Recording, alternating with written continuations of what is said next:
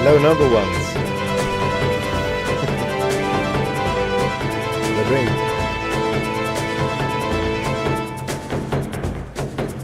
Greetings, greetings.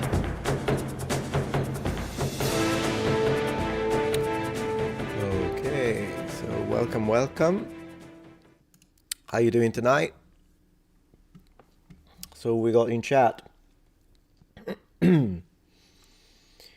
Let's see. We've got a 大家好 in Chinese written there. Man, that thing is acidic.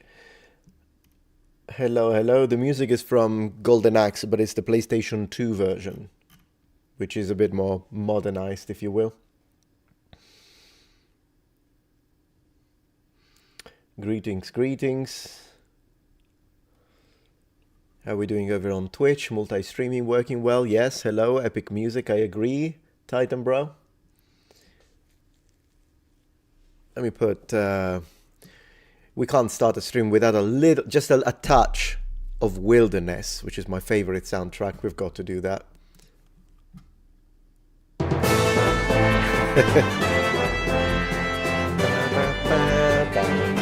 Okay, by the way, I'm gonna show you this one here. Look at this. Old games. For the win. Unbeatable.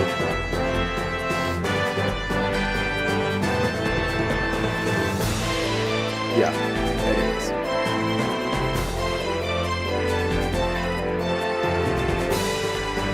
What a game. You remember Golden Axe Classic? Oh yeah, I still played a lot on my gaming channel, Metatron's Protectorate. I'm playing through the whole thing. In every version, by the way. I'm playing every version. Hello, hello. Hey, Night King. Thank you for the donation. Let me move the chat over here, so I don't have to look to the side for now. And then if we do a little react later, or we play a game, then I'll move the chat back to the second monitor. I saw Roll Cornige, whoever that is, was on Wired again breaking down stuff. Have you ever seen the videos he's done with History Hit or Invicta? No, I don't remember who he is. I'll have to see, but I keep an eye on Wired and History Hit because they always provide good content to react to. Good evening, Kirk. Who was more skilled, the Mongolian horseback archers or medieval Welsh longbows? They were differently skilled in different ways, I think, though, boys. It's really difficult to just pick one because they're both. Plus, the fact that the idea of saying Welsh is that tiny little bit of a misconception in the sense that, yeah, English longbowmen, I would say, or in general, longbowmen from Britain, from Wales, from England, from and all that. I don't think there was a specific thing about the Welsh. If anything, maybe the bows, but I'm not even sure about that. Subutai, hey Metatron, I would say longbows and Mongol archers were equally skilled. Yeah, it's like a different type of... They were skilled at what they were doing. Good evening, King Homeschool. Konnichiwa, Marcus. All hail, ciao bello, ciao sas. Oversimplified published their third video from the Punic War series today. Nice, I'll have to check it out. Hollywood Saint 57 says Senatus Populusque Romanus. Star Avatar. It's already won in Italy? Goodness gracious. Probably my dad will call me in a little bit. I'll just tell him I'm live. John Longbowman would be a good name. Yeah, I agree. I absolutely agree. So, have you had a good day so far? Night, wherever the heck you are? I've still got... So you see that I've got my Game Boys here. And that is because it's still the setup of the video that I made. I made a reaction video to the announcement of Switch 2, and I posted it on my third channel. I did it live on Twitch, and then I posted a clip of it on my Metatron clips. So that's why I still have all the handheld here, because I thought it was nice to talk about the new handheld console by Nintendo, by always remembering where it all started. Although then again, I mean, it technically started from the Tiger, whatever the heck, but you know what I mean. This kind of situation. Muslimkin, hey, good to have you here. Let me make sure I've got the other chat over here. Yeah, Golden Axe was in the arcade too, if that's what you're talking about, Chris. Memory lane, I know. Yeah, there's a lot of memory lane going on lately. By the way, we just came back. I just drove a little bit, and my wife and I went to GameStop, and then we popped by Target, and I got some goods. They're over there. I'll show you in a little bit. But I got some goods. I splurged a little bit, spent a little money, spend money to make money, and so yeah. The new Switch is just a Steam Deck. I'm excited about the new Switch. I like what we've seen so far, but until we see actual specs, if they're gonna make it like a PS4 Pro, then it's gonna be great. But even if they don't, I'm still gonna buy it anyways. I know that. I'm gonna pre-order it because it's a Switch. Greg, so good to have you here. Of course, I missed the React stream of Adore. Oh yeah, I saw you posted that. Like I was driving, so I couldn't really. I don't read my messages when I'm driving. But before starting to drive, I saw that. Sorry about that, mate. Actually, the reason why I did a React stream to the Adorea that night. It wasn't planned. I did it because my Joe Rogan second episode was copy claimed, so I didn't have a video for the day after. I'm like, well, I gotta do a React because we can put it together quickly. But then, luckily, Joe Rogan immediately lifted, because it's a bot thing, it's not even him, but manually, someone in his team released it immediately, and so I posted it the day after, and or the day before, I don't even remember. Yeah, the day before, and so I waited with the Adorea one. Yeah.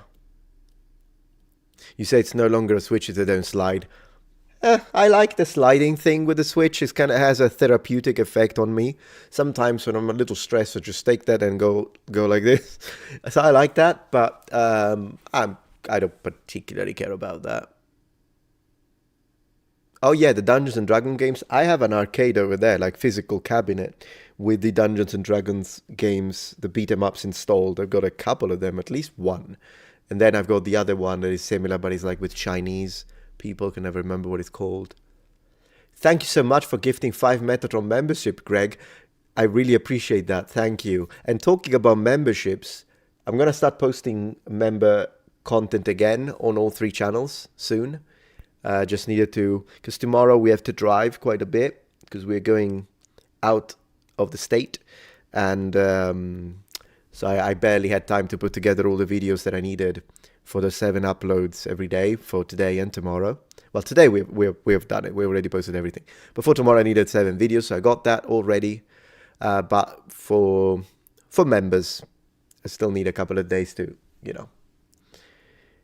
But thank you, Greg. Appreciate that. You're the man as always. Carl, Metatron, do you play any musical instrument? Oh yeah, I studied 10 years of piano.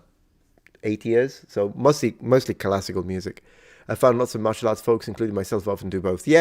I mean, I grew up playing the piano. You can still find very old videos that I posted, like at the very beginning of my channel when I was playing Chopin. If you write Metatron plays the piano, you'll find them. Yeah, doing well, Corey. Thank you. Sweden checking in. Hey there, Vanden. I don't know if I have a favorite quote in Latin, to be honest. I'll have to think about it. What do you think of the new Civ? I made a reaction and a couple of videos. They are on Metatron's Protectorate. It looks gorgeous. I like the way it looks. I'm not happy with the fact that they copied humankind when it comes to the idea of changing civilization as you progress through the ages. I like the ages idea, but the fact that I can start as a Chinese, turn into a Swedish, and end as an African, it's just that's the one thing I don't like about humankind. Given you're not forced to do it, I could follow a line that makes sense. I guess I could start as whatever the heck and then maybe turn into, like, start play as a Romans, turn into Italian, and I guess I could do that. But the fact that in humankind sometimes I'm like, wait, why am I at war with the Germans? I wasn't at war with the Germans. Oh, it's the Russians, but they became Germans. It pisses me off. Not a mechanic I like. So I hope that that's something we can turn off or mod. Apart from that, it looks really good. It looks really good. Excited for the new Kingdom Come. Oh, absolutely. Absolutely. Tomorrow I'm posting a video about the drama, but I don't want to talk about it tonight because I don't want to talk about anything even remotely political. This is going to be a nice stream. Like a nice, relaxed stream. I might play a little bit. But I am excited for the game, 100%. Yeah, Etruscan, Roman, Italian, sure. Something like, or Greek even. You could do that. But yeah. Hey Miyuki, こんにちは to you. 久しぶりですね。What is your collab with Max Millet? By the way, both students of history would be amazing. It would be nice, Valterius, wouldn't it? I'm just terrible at organizing collaborations. There's a channel that invited me recently to have a little chat, maybe sort of, I don't know if you would call it a podcast, but it's this channel. And we were supposed to do it last week, but I've been busy, so I told him I gotta wait a little bit. I'll let you know. I'll put it on the community tab anyways. I'm just terrible at doing that kind of stuff. Collaborations. Even though I try to organize myself, it's just there's a lot to do. Hey, Salvo. Ciao. Ciao, Salvo. Osashiburi desu, says Miyuki. Are you studying Japanese or are you Japanese? Which one of the two? Just out of curiosity. Hey, ciao, Wokatron. Hello, hello. Locomotion. You were there yesterday, weren't you? Remember that? We had some fun with all the nonsense. How people call me. Well, yeah, I'm a collector of insults. I'm a collector. I need to make a episode 2 of Metatron reads mean comment and see if I can find the more original ones. They're really funny. This stuff that people accuse me of being is just hilarious. I just laugh my head off. Hello, I don't know you. Thank you for the donation. Are you going to make a video reacting to the history hit video about 300? It seems like the video is made just for you. Oh, I'll check it out. I didn't see it. Let me make a note. It's one of the things why these live streams are great is because you guys have fantastic. I don't even know why I'm the YouTuber and you don't have like a channel with history hit 300. It must be an older one, isn't it? Or no? Or is it a new one? I just don't know what I'm talking about. Yeah, I spoke about the controversy with KCD2 yesterday during the stream, Subutai, but I will post an edited and expanded video possibly tomorrow. I'll edit it tonight. And it will be a fair take, of course. Thank you for the donation, Salvo. Appreciate that, Hollywood Saint. No one has hair as good as yours. There are a couple of YouTubers that got really good hair. Isn't it funny, though? A lot of YouTubers got long hair. It's like it's the new trend now. I'm noticing. Did you try boiling the spam? How do I make... No, I don't even cook it. I think I just eat it as is. I just put lemon juice on top of it. Cut it thinly. Slice it thin. And, yeah. That's what I do. For some reasons. Let's see.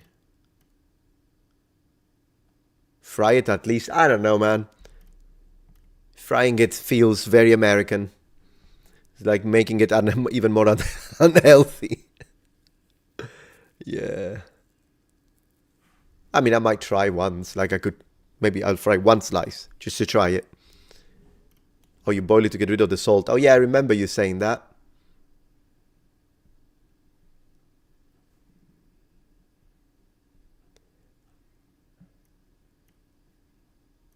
Oh, you're Japanese from Kochi, Japan, but living in California.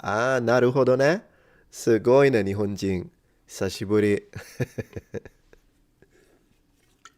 日本人と一緒に日本語で話すというのは懐かしいですよね。すごく懐かしい。Let's see. I need to go to Japan one of these days. I mean, one of these days, like it's something you can just hop on a plane. But yeah, be nice to go to Japan again.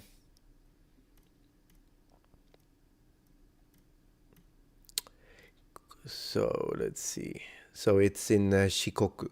I've been to Shikoku. I've been to Kyushu, of course. I've been to Honshu. I haven't been to Hokkaido. That's the one area of Japan that I haven't been to. I saw pictures, though, and it looks gorgeous. Yeah. I did this like tour of feudal Japanese castles with my cousin, and we had some good time, except from when he was pissing me off and I wanted to strangle him. But apart from that, we had a good time. It was just funny because he doesn't speak Japanese, right? And so we were walking around and we were looking for this sushi place because he wanted to eat sushi. So then he's convinced, like we're walking, he's from Naples. And then he says, hey, look, that place, that's a sushi restaurant. And I'm like, nope, that's a station, that's a race station. And he keeps insisting, no, it's a sushi place. I said, mate, it's written in kanji on top. It says eki, it's a station. No, it's a sushi place. So anyways, we'll walk into this place because I'm like 100% confident. Obviously, I can read the freaking kanji. So anyways, we enter, we see the trains. And then he goes, oh, we were wrong. I wanted to strangle him. I love him and I hate him at the same time. It's one of those things, isn't it? Metatron was a cool cousin dual breakdown when. Yeah, I mean, yeah, that would be funny. By the way, since you are in California, I hope you're okay. I hope you're safe and your family's safe, Miyuki. Same for everyone who's watching from California, of course. Stay safe. Let's see. You're working nights, Salvo? Here is 1:05 a.m., so all night. You're going to be all night, up all night. You're going to be up all night. Hey, welcome to Kevin, who is a member. Thank you for being a member.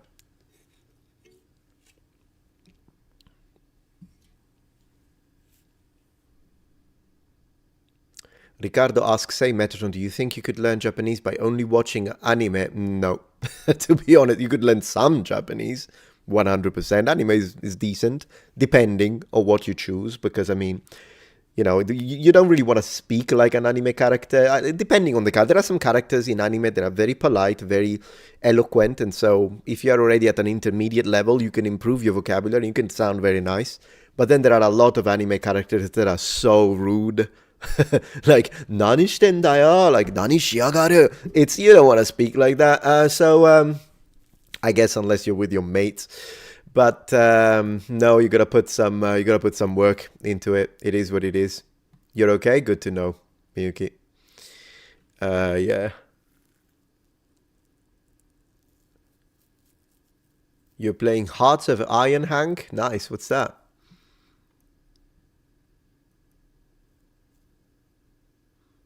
Reptaku says, hi, what's the best way to relearn Japanese? I took 3 years in university, like 8 years ago, but I forgot all of it. Yeah, you've got to use it. I know that sounds obvious, but you have to use your Japanese. So what I do to try and not forget it is, apart from the fact that I speak to myself, but that's something you don't want to do if you're a beginner because you might make mistakes and then nobody corrects you and you might, like, you have to do it with sentences you're really confident with because you use them a lot. But otherwise, yeah, you got to make it into part of your routine. So watch something in Japanese. It doesn't have to be all day, but maybe watch a little bit of a movie in Japanese, one of those like horror movies if you want. Or watch a little bit of an anime, or if you have some, maybe a game, play it in Japanese, that kind of stuff. Yeah. Miyuki writes, 日本語難しいよね。はい。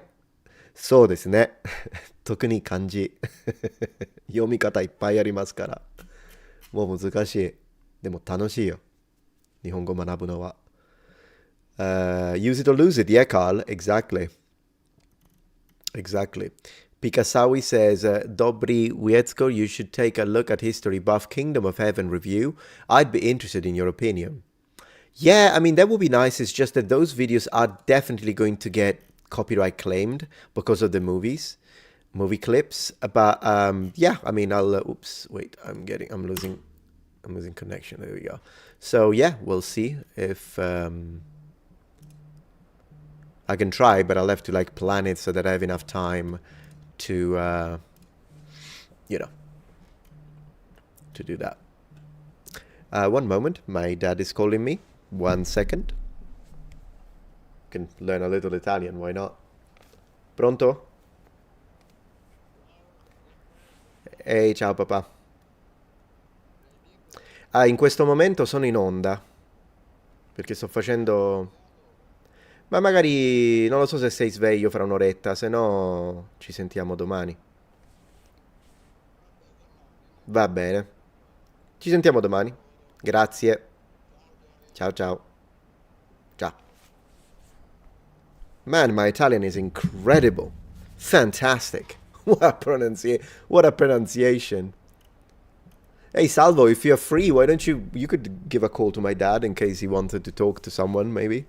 But then again, he never answers the phone because he doesn't know how to answer it. Metadad, yeah, emotionally. Hey, Metatron. Hey, Akron Live. Good to have you here. How are we doing, by the way? So we've got 27 people over on Twitch. How are we doing on YouTube? Let me see. Connection with YouTube is giving me a little trouble tonight. 232, that's not bad. For a random live stream in the middle of the evening, it's not bad. 240, yeah, cool. Very, very nice. Okay, so... Oh, Sam Knights. Emma was asking, I missed that. Sam Knights, my Hirpini ancestors demand notice.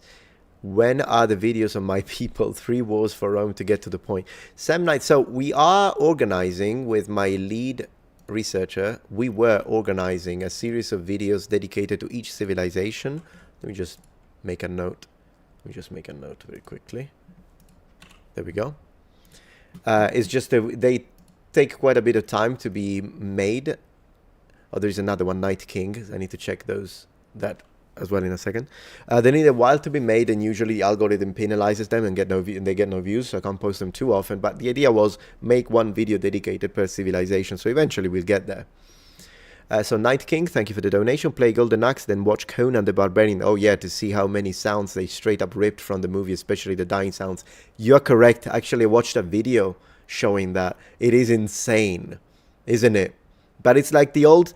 if you think about it, if you look at how even anime, for instance, Hokuto no Ken, the Fist of the Northern Star, at first he looked exactly like Bruce Lee. But then he actually changes a little bit. He gets a bigger jaw, gets kind of a bigger looks.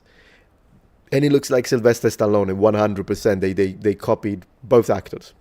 100%. Like I guess in the 80s, they were a little less worried about getting lawsuits and whatnot. I don't know if they would do it now, to be fair. Play Hong Kong 97. Wow, what is it? Did AVGN make a video about that? Maybe. Gameplay Live. It's one of these days, absolutely, that one guy.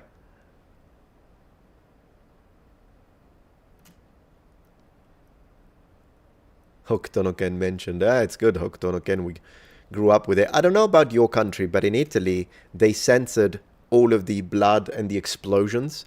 So, like, we wouldn't see that. It would go, like, into... Man, I don't know how to explain it, but basically we'd only see silhouettes.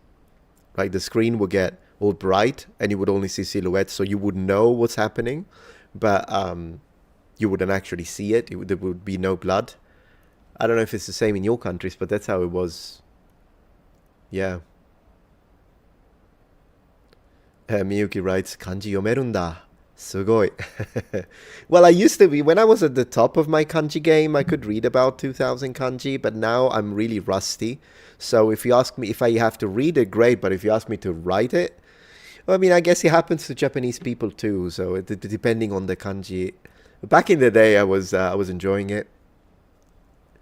Yeah, if it's not, like, if you put a very complicated kanji, then I might not know how to read it, but if it's like chat kanji, yeah, I can read it. Yeah.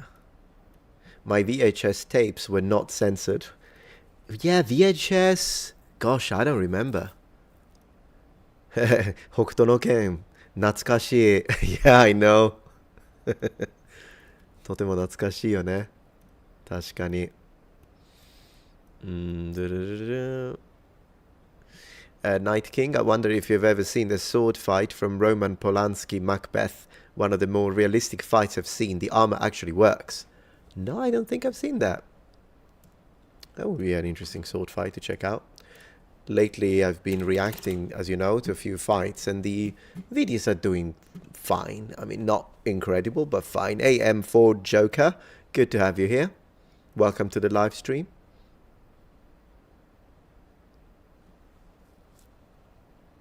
Yeah, for my dad, an hour would have been too long to wait because it's late. So he goes to bed at around, I guess, 2 a.m. Plus, I don't know if it's going to be... I did tell him in an hour, but in reality, this is probably going to be a little longer than that. We'll see. It depends, because I had to drink a Red Bull, which I know it's bad for me, but I only drink them very, very rarely, but I did drink a Red Bull because I was almost falling asleep this afternoon. So we'll have to see how I'm doing when it comes to sleep. Don't want to doze off during the stream. That would be funny. You imagine Metatron going like, well, then again, there are streamers that do it on purpose. They go to bed and leave the stream running. I couldn't do that. I just couldn't do that. I'd be afraid that I'm gonna, because sometimes I speak in my sleep, so I'd be afraid in different languages. I've been told. It'd be fun if I said something, something crazy. Lupin the Third is super popular in Italy. Oh yeah, 100% cozy. Whoa, Russ, what a name you've got. Marcus writes, Oyasumi nasai Metatron. Wow, today is like a super, it's a double language stream, triple language. We got 3 languages. We've got, we can put down a few. We need to speak a little Mandarin, we need to speak a little French. Come on, at least 5 languages, otherwise it's lame. Do you know what virile is? Virile. And vlog in Agatha when? I don't know what virile is. The word Agatha reminds me of that game. Gosh, what is it called? I don't even remember. It's that game. It's kind of like Chivalry. That's it. Chivalry. Guten Abend, Hank. There we go. Got a little German in there.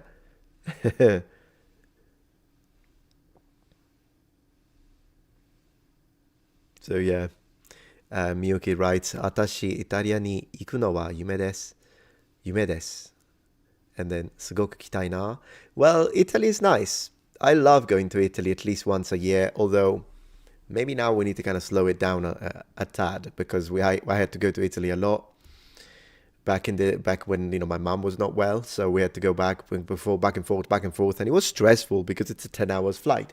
Now, given I play my Switch the entire time because I bring several batteries and chargers, so I literally play the Switch for like I don't know, 10 hours in a row.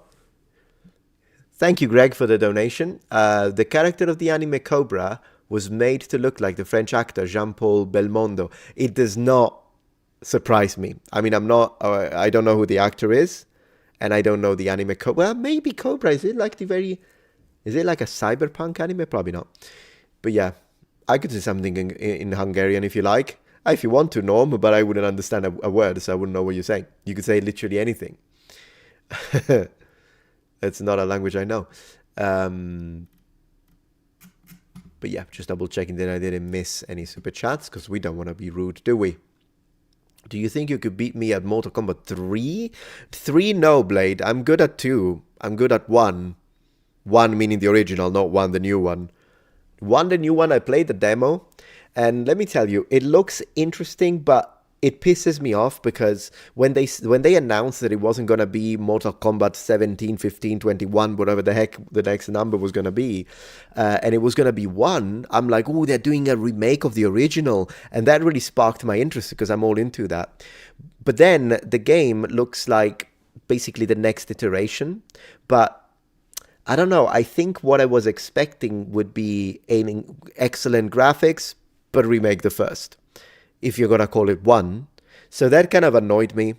It looks like a decent Mortal Kombat. I'm not dissing it. It looks like a decent Mortal Kombat. And I guess maybe they did put like a paid DLC for if you want to dress the ninja up old school way. But then again, I don't know. I was expecting like Sonya. Is Sonya there? Is Sonya even there? I was expecting an old school remake, basically. So like they did with Resident Evil 2, like they did with Silent Hill 2. I thought it was going to be an actual remake. And it's not. So to me, it looks like a marketing move, and I don't appreciate that. So, plus, modern Mortal Kombat, Mortal Kombat has always been a very gory game, and we all love it. But I feel like after Mortal Kombat, I want to say like after the 7th iteration, 8, 9, 10, whatever, the fatality started to become less like, oh, wow, they took his heart. Oh my gosh, it beheaded him. Less that and more a psychopath is writing these. Do you know where I'm going with this? It's like over the board sadistic. And to me, that's like a bit too much. If you like it, knock yourself off. But for me, it's become like too much. It's like, okay, just I don't know. It is what it is. No, I'm not the target audience anyways. So there's that. Oh, we got Chinese there. JRDN writes, that's one an. I'm not going to bed. I think that's what you say when you go to bed, unless I'm wrong. Because again, my Chinese is also a little rusty. My thoughts on Sabaton. If you mean the group, love them. I was expecting a Mortal Kombat that can match Tekken 8. Yeah. Shouldn't they call it Immortal Kombat since the characters always respawn? I mean, that's a good point. But then again, when you say Immortal, I think of the Sega Genesis / Mega Drive game, The Immortal, which still remains one of my favorite games ever, and I periodically play it. In fact, it just reminded me, I gotta do a playthrough. The Immortal for Protectorate and Twitch. Absolutely, we're doing that. Yeah. Greetings from Greece. Hello, hello. Have I played Stanley Parable? Yes, I actually have a little playthrough on Metatron's Protectorate. It's uploaded there if you want to watch it. What a game. I love it. The sarcasm is great. First time chat, NL Walker 487. Hi, all from boring Indiana. No, what's boring about Indiana? Sounds cool. To me, at least. Is it Italian or Sicilian? Oh, I can't speak Sicilian with my dad. My dad is from the northeast of Italy. He's from the same region as Fiore dei Liberi. He's from Friuli, Venezia, Giulia. And he doesn't understand Sicilian. Even though he's been living in Sicily for like freaking 40 years. 45 years. He never learnt it. He knows a few words, but... You're playing Final Fantasy 16 at the moment, Subutai? That's a good one. 16 is good. I mean, it's not as good as Tactics, but it's still good. What ranged weapon would you use in Kingdom Come Deliverance, Metatron? Yeah, I mean, I like crossbows, but if you give me early firearms, I'm going to mess around with those first and then revert back to a crossbow. Also because, I mean, the Kingdom of Bohemia was a crossbow country. And so I would love to use a crossbow. Plus, I always choose crossbows. That's why I really liked the DLC in Skyrim, Dawn Guard. There's a new bathhouse discovered in Pompeii. I'll have to check that one out. New bathhouse discovered in Pompeii. Okay, put it down. Fatalities have become too goofy. Yeah, it's over the board. Amanda's not 50 ribs and 20 spines. Yeah, I know. Double streaming on YouTube and Twitch. Yeah, I always multi-stream. It's just basically at Twitch, multi-streams with Metatron, multi-streams with Metatron's Academy, with the Protectorate, multi-stream with everything. Because of course, if I'm just playing a game, I'm not going to stream it on the main channel. I'm going to stream it on the Protectorate and Twitch. Saint Sir Nicholas, Metatron, sir, I just started YouTube. Do you have any tips for getting views? Yes, consistency and high volume. You have to keep doing it. Post as much as possible. And then, of course, I would suggest to not post shorts and just focus on long-form content. And then because you want to get monetized, well, it's January, so you'll have plenty of time to monetize and get those 4,000 hours of watch time. But if your videos are on the longer side of things, then you'll get more average watch time, which means you'll get the 4,000 hours of watch time sooner. I monetized my third channel in 4 weeks. Now, given it, I have a little bit of a cheat code because I can cross-platform, do cross publicity, advertisement. But my other channels have mostly grown organically. I only occasionally maybe mention the other channel, but they have grown organically. And I reached monetization very fast because I posted every day and I posted long videos. And that pushed it up very quickly. Is Gogo famous in Italy? Yes, but among gamers mostly. Because of Civilization. Heroes of Might and Magic still remains one of my favorite game. Loco, 100%. We got a Kalispera. Nice. Kalispera. Yep. Play Kingdom Come. I will. Absolutely. I'm going to do a full playthrough of Kingdom Come Deliverance again. Yesterday and the day before, I did some live streams of the game Solium Infernum, and I've already edited and uploaded the actual video, so I'll post it tomorrow. A hand cannon, absolutely, Greg. 100%. Your chat was blocked. My humble opinion wasn't valid. I wonder why, Spider, but that's the system. It's not me. So either you use a word that the system censors or you put a link. Usually these are the reasons why a chat gets blocked. You could try and retype it, but remove the word that you think may have been censored. That's what I would suggest.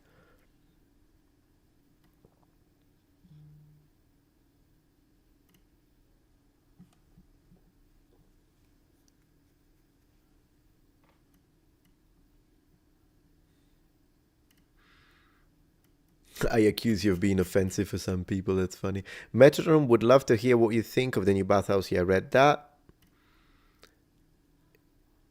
So I'll multi-watch. Absolutely, Hoagie. You could totally do that.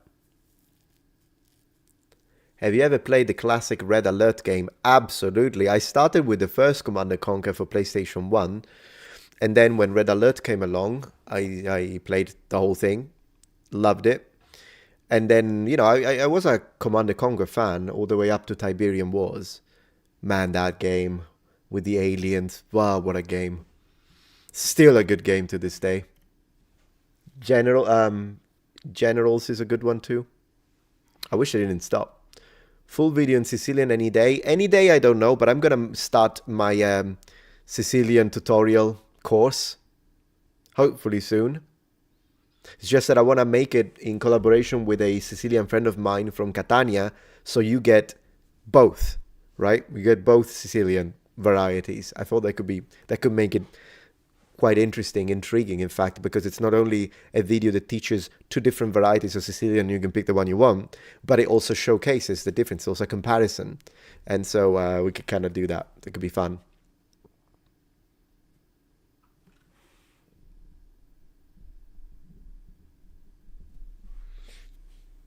Yeah, Red Alert was great, Key.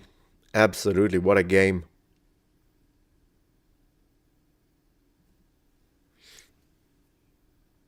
How many Sicilian varieties are there? I actually don't know the actual number, but a lot. A lot. Not only that, but they are separate branches. So it's not just a matter of because we have different accents, but we have different influences because since Sicily was conquered, dominated by different people. You have the Greek dominations, you have the Roman time, you have the Normans, you have the Phoenicians and the Arabs, and each variety of Sicilian developed words from different roots. So it's it's very, very different. It's very different. Like when you hear even accent wise, there's a strong variety of. I mean, you can say the same about all regions in Italy, but maybe some people might think, well, but Sicily is an island. So maybe it's not that big, but no, we do have a lot of variety linguistically. You can spot someone from Palermo, from Catania, from Agrigento, Trapani. They say two sentences. I can spot them immediately if they have a strong accent. Not everyone does, but yeah.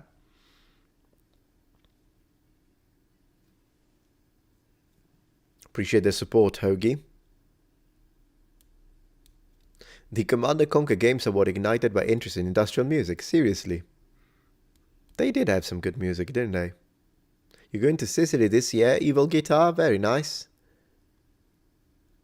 Oh, there is a modded version. CGI, Nod, Ally, Soviet screen. Holy moly, I'll have to check it out.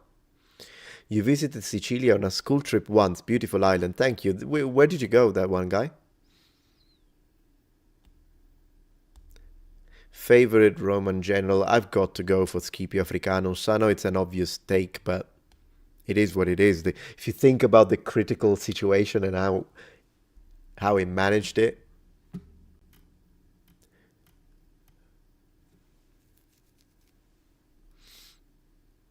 So you say there are 12 Sicilian dialects. Interesting. That's the actual number. Didn't remember the exact number. Not a problem, Serbian Assassin. Absolutely not a problem. Thank you, Joe Wisher, for the donation.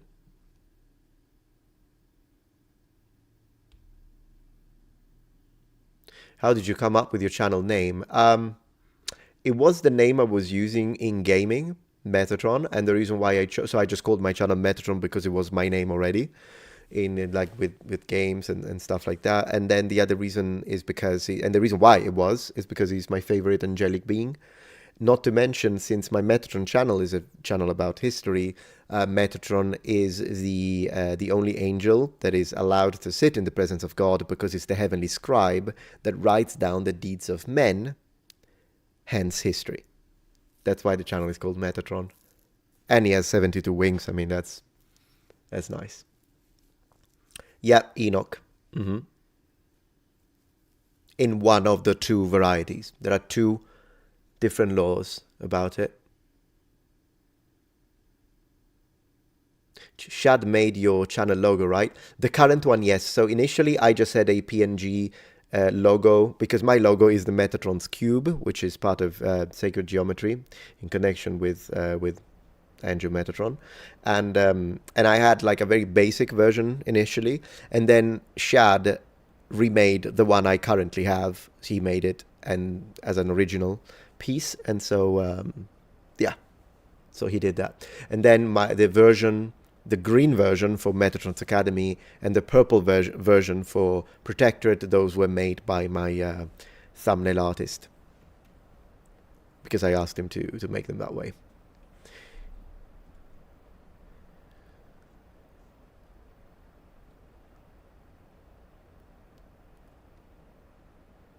Yeah, there is a lot of history and places to visit HD in Sicily. Oh yeah, the language diversity mod for Skyrim, which allows you to swap language one on a race basis. Imperial Italian, Breton French. I love that. Can you choose the language, or is it like... because I heard that someone was saying that the Nords spoke German, and I was like, yeah, but come on, the Nords should speak Icelandic, right? You can choose. Oh, I'm gonna download that mod. Problem is though that, well, yeah, with subtitles, I guess. Sure. I mean, the first time I played Skyrim, I played it in Japanese anyways, because when I bought it for PS3 when I was living in Japan, and I played it in Japanese. You should have heard the Thalmor speaking Japanese. They actually spoke really, really cool way. Thalmor in Japanese, very cool. The way they speak.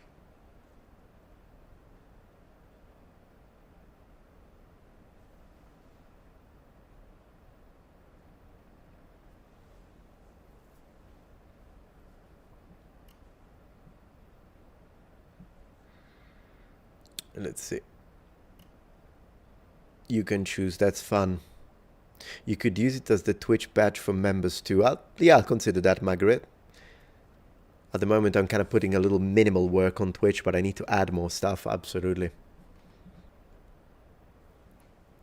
Will I do a video on Slavic history or mythos? It's a little outside my area of expertise, so maybe if I can find someone who can help me out with the research. Because right now the research is, yeah. You like playing Skyrim in German, good vocabulary practice. Yeah, I mean, sure. Any game you like. I played in Mandarin to practice. I even got a video about it on my... I think I posted it on the 2nd, yeah, on Academy.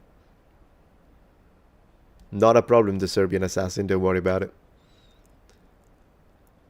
About the title of the videos. What is my favorite martial art, asks Marco. My favorite martial art is Kyokushin Karate. That's my favorite martial art. But I do enjoy watching MMA a lot. And I love watching Taekwondo. When it's the Olympics, I always watch Taekwondo.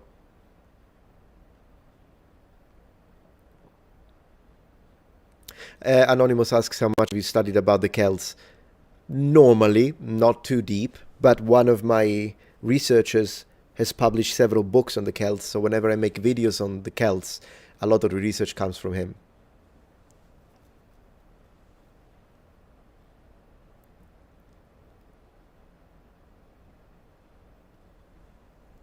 You're a 5th Dan. Very nice. Man, yeah, it's intense though. Kyokushin is intense. Man, it hurt. Practiced it in Japan. But every time it would go like 2 to 3 times a week, depending on how busy I was at work. Usually 3 times a week. And goodness gracious, it hurt. I watch sumo a lot. Cool. Yeah.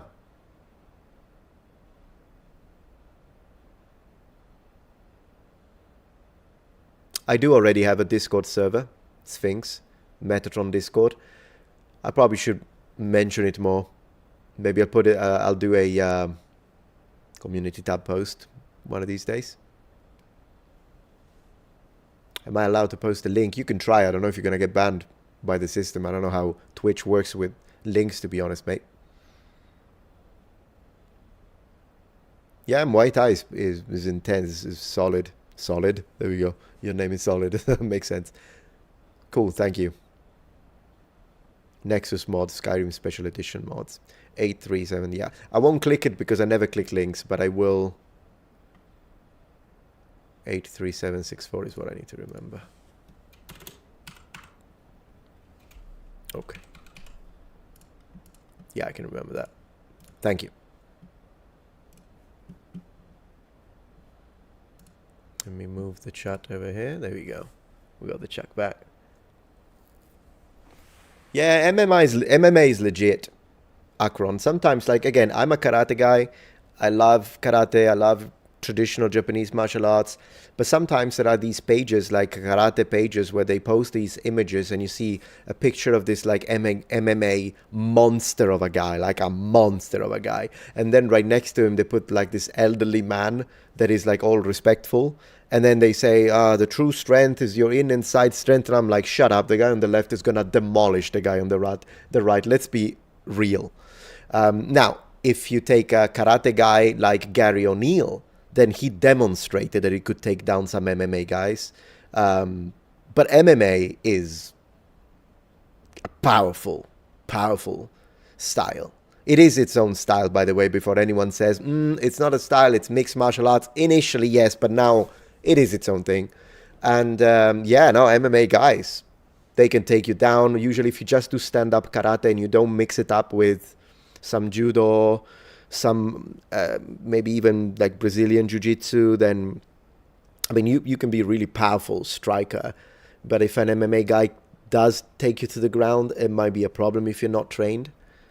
So I love MMA, and there's nothing wrong in saying, hey, this MMA guy could take down this other guy, even if I personally prefer the style of the... For instance, as I was saying, I love Taekwondo.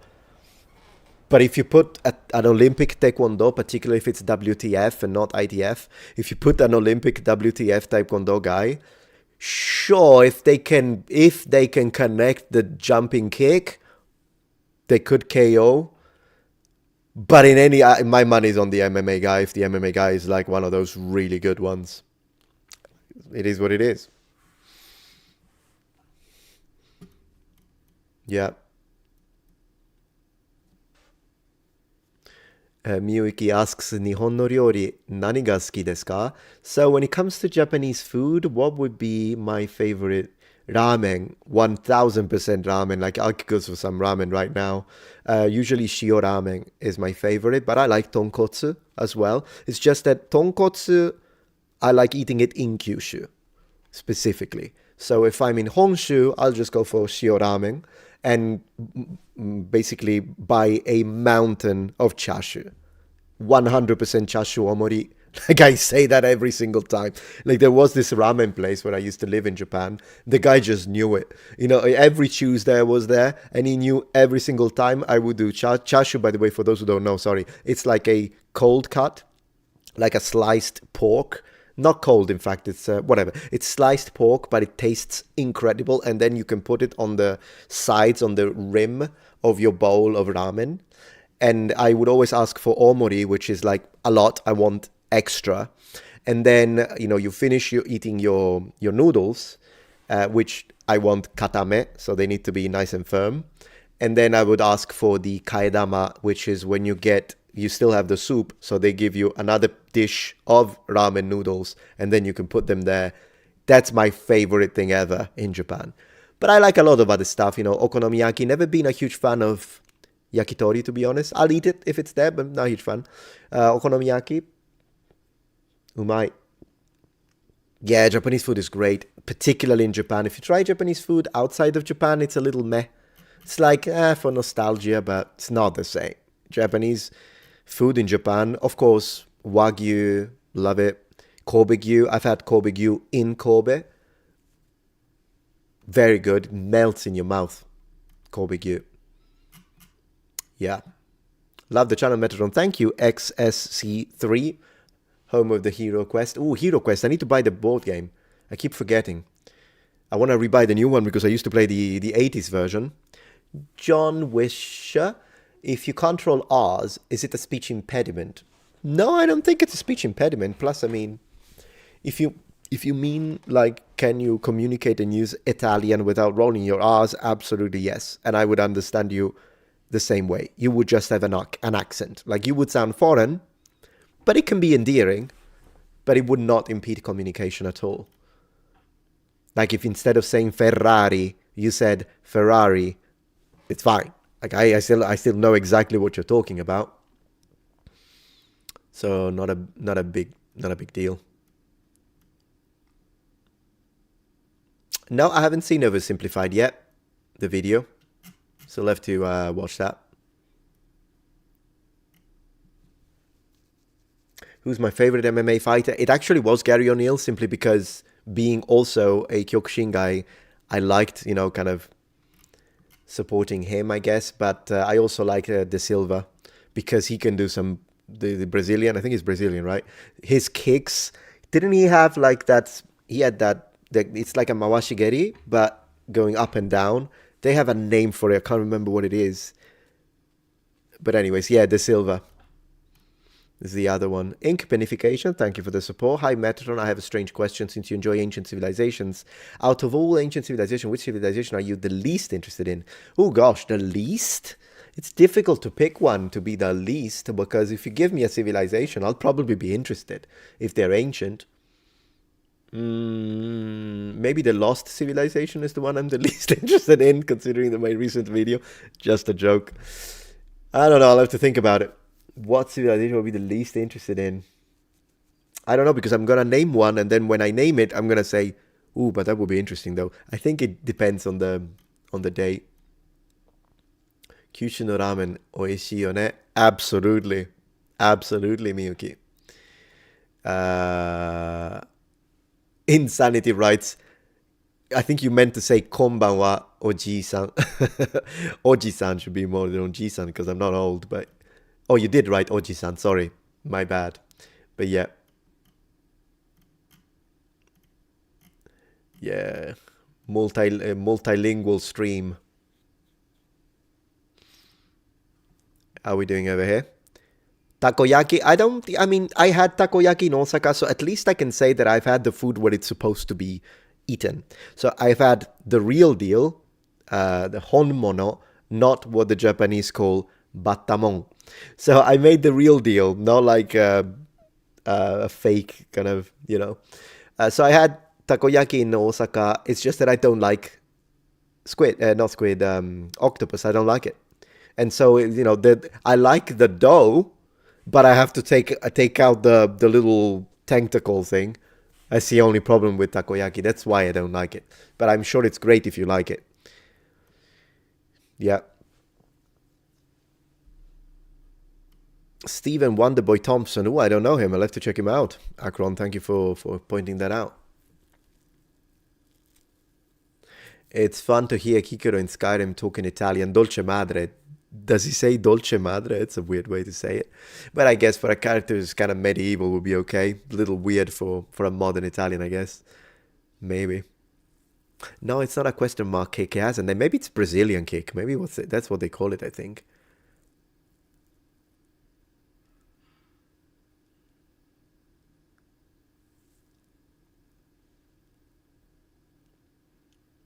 Michael Pereira is the funnest to watch. Yeah, I haven't watched him in a while, but I know who he is.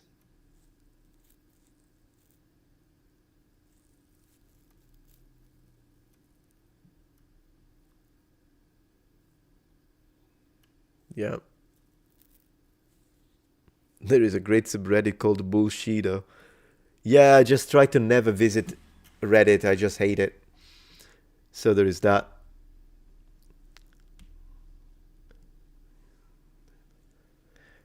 Nihon no doko ni sunde tan desu ka? そうですね。いろんなところに住んでいました。例えば、東京、横浜。でもその後は仕事で、I moved? 引っ越ししました。関西に。だから関東と関西にも。うん。Yeah, lots of places in Japan. 4年間ぐらい。4年間だね。だったね。Yeah, about 4 years. So yeah, I've been to what have I been to in Japan? Kobe, Osaka, Kyoto. Ako, 知ってますか? Ako. It's like a small town. It's they have like this legend of the samurai, the Ronin. I've been there, lived there for a little bit. So in the totemo inaka, it's like middle of nowhere in the sticks, out in the sticks. Yeah. You Are Shocked, Metatron. Yeah, it's a good song. Yeah, it's good stuff.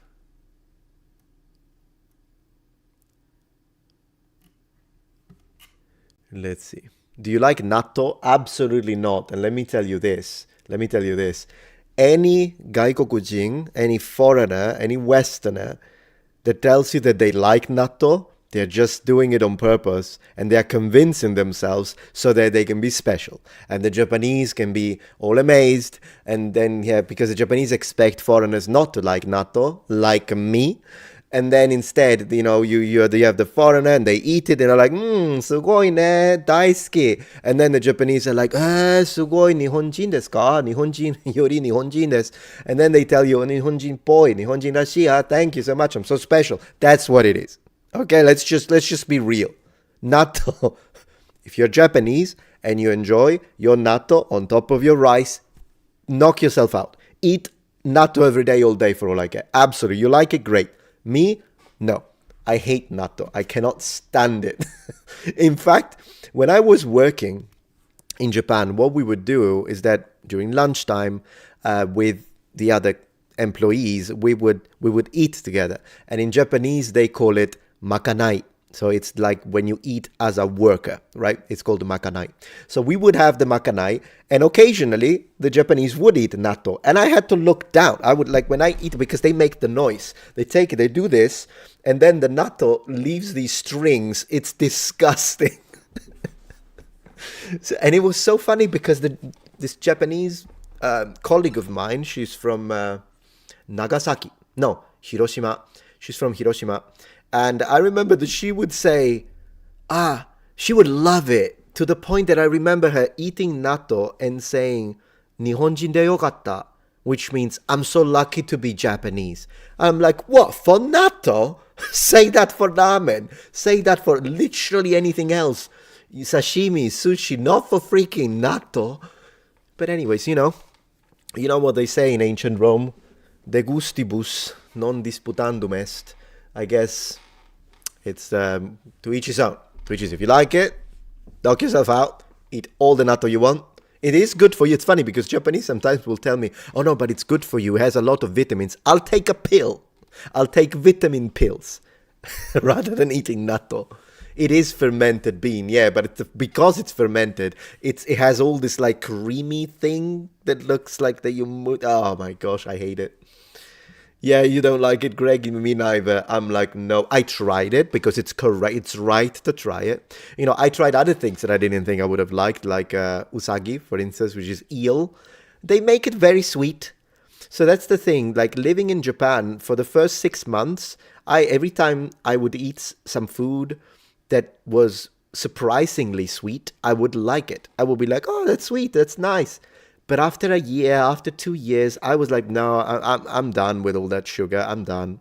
So I would just start eating the savory stuff they have, which is great. Once again, I'm a massive fan. Like Japanese cuisine is my favorite after Italian. So Italian, Japanese, that's me. I love it. Not natto. But they've got delicious stuff. Thank you, Incapenification. Have you seen Hokuto no Ken with an O. Oh yeah, back in the day, yes. I only ask because Rao is similar to the historical Roman Empire. Yeah, the Roman Emperor from Gladiator 2. Yeah, Caracalla. Maybe, but then again, yeah, I think you're right, because the real Caracalla was a tough guy, so that would make sense. Not how they represented him with the little boy emperor in Gladiator 2. That's nonsense. If you see a statue of Caracalla, he's a beast of a man. So yeah, But yeah, no, yeah, I grew up with Hokuto no Ken. But yeah, specialized grocery stores. Yeah, you can find it. Yeah, yeah. There are a few Asian markets here that get a lot of stuff for like Chinese cuisine, Japanese cuisine, Korean, Filipino. They've got a lot of stuff, and we know a few Filipinos that are friends with my wife, and they suggested that. Oh, now you can go to this market because they have this, they have that, and if the natives say it's good, you know. Yeah, miso is great. Miso soup, I love that. I love it. Particularly if it's kind of a cold day, it's rainy outside, and you get your little miso soup. Man, it's great. I had rabbit. Yeah, we eat rabbit in Sicily. Not a huge fan. I'll eat it if that's what it is, but that I've got to eat. But I'm not a huge fan. I prefer beef. I'm a beef guy. Give me steak, ribeye. Give me a ribeye. Yeah, I prefer cozy. I prefer Saint Seiya over Hokuto no Ken. Back in the day, I was all about Saint Seiya. That was my Knights of the Zodiac. For those who don't know the Japanese term, I didn't Insanity, but I don't eat anything from the sea. Let's put it this way, which is hilarious because except for tuna. Tuna is the only exception. So I had tuna fish, yeah. But that's hilarious because I'm from an island, Sicily. Then I moved to England as a teenager, which is another island. Then I moved to Japan, another set of islands, and yet I don't eat fish, nor any form of whatever the heck it's in the sea. So I don't like fish, but I'm sure fish likes me. Because if it were up to me, they would just swim for their whole life. I wouldn't bother them. Glory to Rome, says Macarib. Glory to Rome. Absolutely. Jeffersonian Metatron, I know you don't like pineapple on pizza, but what do you think of the idea of sourdough pasta? I never tried it, so I don't know how that would be. I would have to try it. Yeah. Yeah, the problem, Marcio, is that I think it's a matter of taste. So when you eat seafood, when you eat fish and you like it, is because your perception, we're really talking about qualia at that point, but your perception is definitely different to mine. So I don't second guess that for you, when you eat it, it basically gives you the same kind of, oh my gosh, this is so good, as it would for me when I eat chashu or ramen. But when I tried, because I tried a lot of different type of fish, and I absolutely cannot stand it. It makes me feel like I want to throw up. Sometimes, like I would eat it if I was starving, but otherwise, I hate it. So it's just even the smell of calamari, I have to leave the house. I haven't got a clue why. No idea. So there has to be a difference in our basic perception. Because if it was one of those cases where I hadn't tried it, then I would be like, maybe it's a psychological thing. But if I eat it and I tried multiple times and I just cannot stand it, then there must be something genetically that is different in the way we perceive smells and food that equals the so-called qualia when we discuss, for instance, the perception of color and how it can vary from individual to individual, maybe even more so. Sensei was great. I agree, Rupert. I still have the little guys that you can mount the armor on.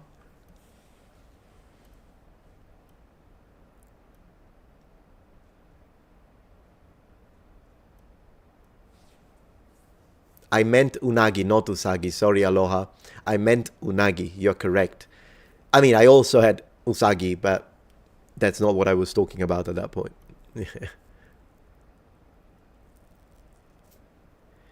Cosa ne pensi dell'adattamento italiano di Evangelion? I think Evangelion is pretty good in Italian. Sometimes they did some strange translations, but most of the time, because I watched it in Japanese after learning Japanese, I rewatched the whole thing. I had watched it in Italian because it was my favorite anime back in the day, and then I rewatched it in Japanese, and yeah, I do believe it's better in Japanese in that case, but the Italian one is pretty good. I would have to put them side by side to really see consistency in translation accuracy, but for what I recall, I thought it was pretty good.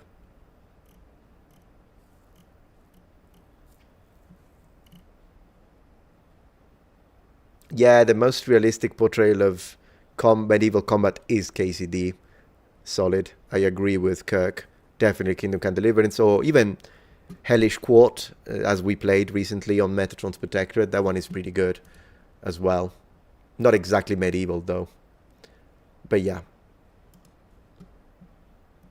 Any English habits you picked up whilst here, asks Anonymous. Yeah, I mean, one is the idea of being flexible when you eat, because Italians, we have like lunch at maybe 12:30, 1, and then we have dinner at 8 in the evening, 8:30. But in England, you have dinner or tea, depending where you are. You have it at like 5, 6. General population, I would say that's normal, and I got used to it, and I also got used to the food. I love English food, which is kind of funny because English food is always like a meme saying like how bad it is, but in reality I actually loved getting used to eating like beans on toast or English breakfast. I love English breakfast. Every time I set foot in England, the first thing I do in the airport is to find a place that gives me a proper English breakfast. And then Yorkshire puddings, love it. So that was fun. Any other English habits? I guess speaking about the weather a lot as a chit chat, because I don't think we do as much in Italy. But in England, every time you would want to make conversation with people, it was either we talk about the weather or we talk about accents. That's what I noticed. In Italy, you don't really do that, but in England, at least I'm talking 20 years ago, England, though, so do keep in mind that I was in England 23 years ago. So, I don't know. Things have changed, I suppose. Oh, thank you, Greg, for the donation. Sorry it took me forever to read it. Did you hear about this theory that the body of Alexander the Great might be in Venice at the St. Mark Basilica? Personally, I don't believe it. I read it, I heard it on passing. I didn't look into it. It sounds very improbable to me as well. I don't know why it would be there, but it's something that I could look into if it interests you. And then if we find, yeah, actually, why not? I'll ask my lead researcher if he has heard anything about it and see if there is any water, if it holds water. Yeah. John Wisher says, not as a foreigner, but as an Italian, how's that? The problem, John, when it comes to answering your question with the super chat is that I don't know what the comment was that this is connected to. So you don't have to donate again, but you'll have to tell me again the full question. Otherwise, I can't answer it. Lucas asks, do you think the earliest runes pre-200 AD record Common Germanic before it diverged? Oh, that's a very interesting question. Also, who was your favorite Hokuto character? Rei, probably, of Nanto, would be my favorite character. And I liked Toki, too, because he looked like Jesus. So I remember I liked him as well. When it comes to, maybe, but I mean, I would just be shooting in the dark to tell you yes or no when it comes to the rune question. It is an interesting way to look at it. Oh, you were saying, John, it was if you can't roll, is it a speech impediment, not as a foreigner, but as an Italian? I see. Sorry, it took me forever to respond to your question, but here we are. So, is it a speech impediment? To some people, yes, but we don't really mind it. I had one classmate in elementary school, a girl named Alessia, and she had a French R. I remember that, naturally. And then I had a classmate in middle school that had a French R. This is out of a class of 13 students. And then I had a friend in church that had two friends in church that had a French R. So it does happen. I've met several people that pronounce the R in the uvular way rather than the rolled liquid. But yeah, I mean, it's not a big deal. But I guess maybe it's considered a speech impediment. I'm not sure, but you can... La R moscia, yeah, there we go. Polon also has it, and we call it R moscia, the soft R. That's how we call it in Italian, exactly. But yeah. There is also the Spanish R. I think it's almost identical to the Italian R, to be honest.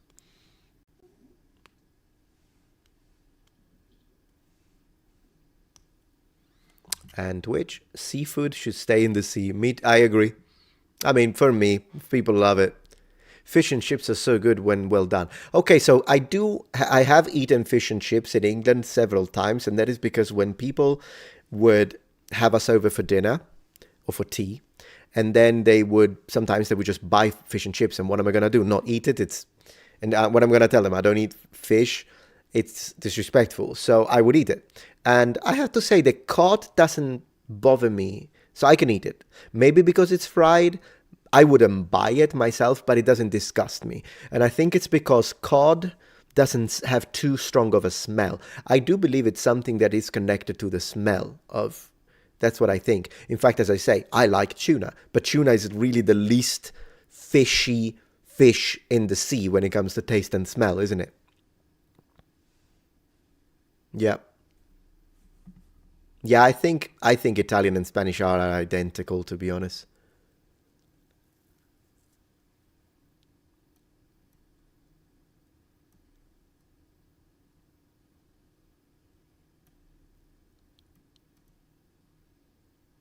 Are Spanish and standard Italian mutually intelligible? Sometimes yes, sometimes no. It's like a hit or miss. Sometimes they'll say a whole sentence and I'll understand everything, which is magical, particularly if you haven't studied it. But then other times they'll speak and I'm like, I haven't got a clue what they're on about. It really depends. Metatron, in Sicilian, do you have a neutral gender word for grandparents? There is no neutral in Sicilian. It's either masculine or feminine. In modern Greek, we use the word for grandfather in plural form to refer to both parents. Oh, okay. Well, then, yes. Just like in Italian, too. It's always, when you have a mix, you always choose masculine. That's how it is in Italian as well. So, naturally, it's the same way in Sicilian.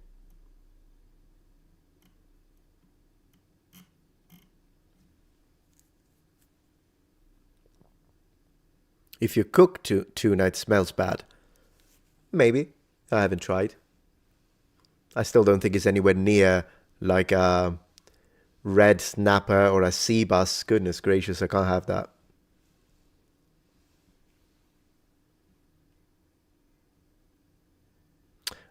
Thoughts? Are you very welcome, Saint? Thoughts on Alarielle the Radiant from Warhammer? Gosh, who was she? I don't remember. It's been too long. How many fights does a gladiator have to fight to buy his freedom back? I don't think there is a set number. I think it depends on the importance of the fights. And once you become a champion, I think then that's when your situation. Because if you suck at it, you can keep doing it. But you know, I think you have to do really well and make a lot of money for your school. And you have to defeat someone who's important, VIP, that kind of stuff. I don't think there is a single number. I could be wrong, but I can't think of a single number that could be applied onto every gladiator. By the way, I'm making a video on the origins of gladiators as one of the vanilla videos on my channel. I'll post it soon. Ink Panification, thank you for the donation. If you heard that people in Costa Rica pronounce they are like an American, really? I had no idea. Never heard of that.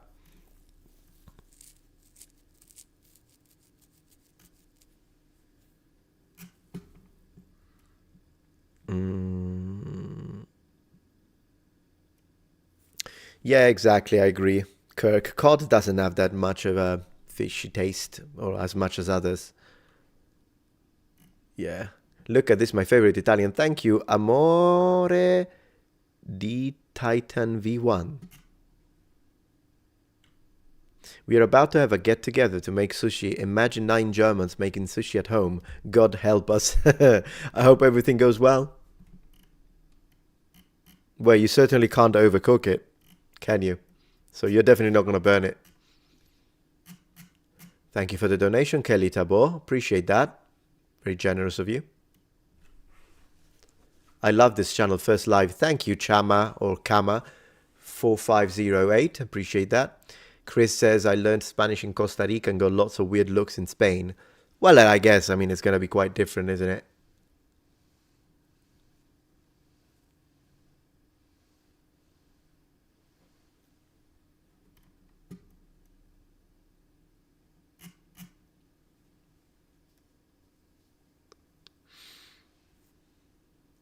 Hello from Oregon. Hey, Vince. Hey, Viri or Viri. Viri. Fun time. I got to go. Saludos. No problem. See you around. How many Germans are required to make a sushi? They're asking over on YouTube. So we'll see what Twitch people say. German food is great. I'll have to try some German food. I've never been to Germany.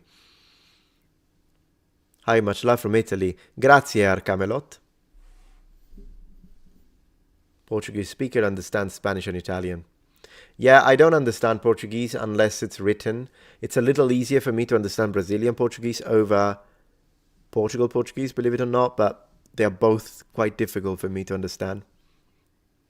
Ti sei mai sentito discriminato in Giappone? Have I ever considered myself discriminated in Japan? No. Every Japanese I've ever met was extremely pleased to meet an Italian, to be honest. They seemed to be... They literally, when you live in Japan, at least my experience, I guess it may vary and change depending on where you're from, but in my experience, they always made me feel like a freaking VIP in Japan, taking pictures together with strangers. It was great. It was a great time. I mean, if you're an attention WHORE, and I am, Japan is perfect for you. We were allies in World War II. Well, yeah, but I mean, I don't think that's it, because they love the Americans too, and the Americans nuked them. So, yeah. What are my thoughts on Karl Franz from Warhammer Fantasy? That is badass. These are my thoughts. I had a friend who had the miniature on top of the... What is he riding? Is it Griffin? You know that I don't remember that? But yeah. Very cool. I like the Empire, but I'm more into Britannia. I don't have any... I mean, what am I saying? I do have an Imperial army for 7. But my Britannian army is much larger because cavalry. A Griffin, yeah, that's what it was. Sauerkraut is delicious. I believe it. Yeah. And I like mustard, so there's that. The other day I made a couple of hot dogs. I went to Publix and we bought these like hot dog buns, but they were different. They were like more of a brioche version. They were really good. And then I just, you cut it open. And I know this is going to upset some people, but hey, it's my house. I can eat it however I want. So I like to open the hot dog, not the hot dog, sorry, the bun, and then put some mayonnaise in it, like a little bed of mayonnaise. Then I put the hot dog on top, and then mustard and ketchup. That's how I like it. To each his own. But yeah. Dijon mustard, absolutely. It's good, it's good. I even tried both. Like, I tried to make it without the mayonnaise bed, and then I tried with the mayonnaise, and I'm like, yeah, that's better. I'm going to do it. It's really good. Yeah, mayonnaise is great. We have the regular mayonnaise, like the famous one here in the US, can't remember. Anyways, we got that. But then we also have this Japanese mayonnaise, which is a little softer, a little lighter, and it's also nice. What about fries and mayo? No, unless you mix it with ketchup. If you mix mayo and ketchup and make that pink, kind of cocktail sauce similar, then sure. Otherwise, I'm a ketchup guy with fries. My wife likes honey mustard with fries. That's what she always gets. Yeah, my wife is into ranch. I'm not a big fan. Not a big fan. I don't know how we ended up talking about condiments and French fries, but it is what it is, right?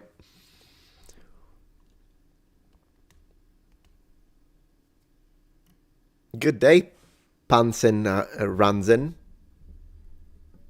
They have curry ketchup in Germany. Wow. I wonder how that is. You make your own mayo. That's cool.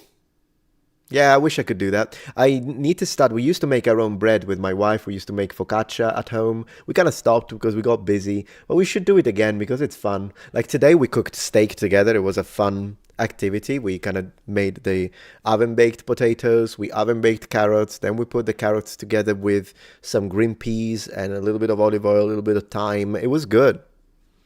It's fun to do that. Kewpie mayo. Yep, we have Kewpie mayo. Very well. Very good, Miyuki. Yep, Kewpie mayo. We have it. It's good.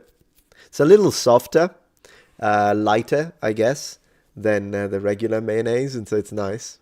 You're getting hungry. Apologies. Yeah. You do the same with your hot dogs. Cool. Aloha, boy. Then I'm not the only one. Now everyone is hungry, yes.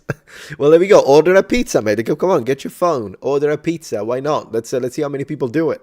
Let's order pizzas tonight. A nice spice to it. Oh, I believe it.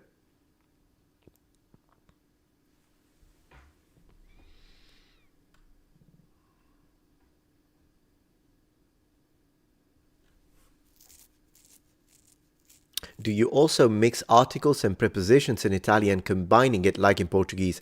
I don't know how they do it in Portuguese, so you'll have to give me an example and I'll tell you if we do something similar or not. Time to gift Metatron German beer. Oh, I'm sure I'm gonna like it. Some of the best beer I've ever had was Belgium beer. Belgian beer. Yeah. Anchovy and pineapple. No, you can keep it. You can keep it. You can keep it. Not into anchovies. Anchovy. Oh, you're grilling burgers. Great, Jeffersonian. Sounds good. Yeah, Belgian beer is incredible. Incredible. You're always pointing out inaccuracies in films, so which is the closest to historical accuracy? I would have to depend if we're talking about a medieval film, if we're talking about... Anyways, there is a film that looks really, really good when it comes to the Battle of Agincourt, but it's a film from the 50s. Can't remember the title. But yeah, if it's a movie, usually it's not going to be very accurate, unfortunately. I like the old school Ivanhoe. Do you remember that? Always, like, whenever I see like a picture of the old school Ivanhoe, it makes me want to turn on my Amiga 500 and play Defender of the Crown, which I still do. Anonymous, thank you for the donation. Big north-south divide in England. Is it dinner or tea, and why? Guessing you either lived in the north or lived with older people in England. I lived both in the north and in the south and in Wales. When I was in the north, yeah, they would call lunch dinner and they would call dinner tea. That's what they would say in the north, absolutely. Whereas I think down south you would say lunch and dinner, or lunch and supper if you're upper class. But yeah. I do, of course, remember the first time I moved to Liverpool and then Manchester. I remember being in Liverpool and someone saying, "Are you coming for tea?" And not with this accent, of course. And then I would tell them, "Oh no, I don't really feel like drinking tea." And then they explained to me that it was just a dinner invitation. And so we did go. And it was great. Little Brussels sprouts, little parsnip.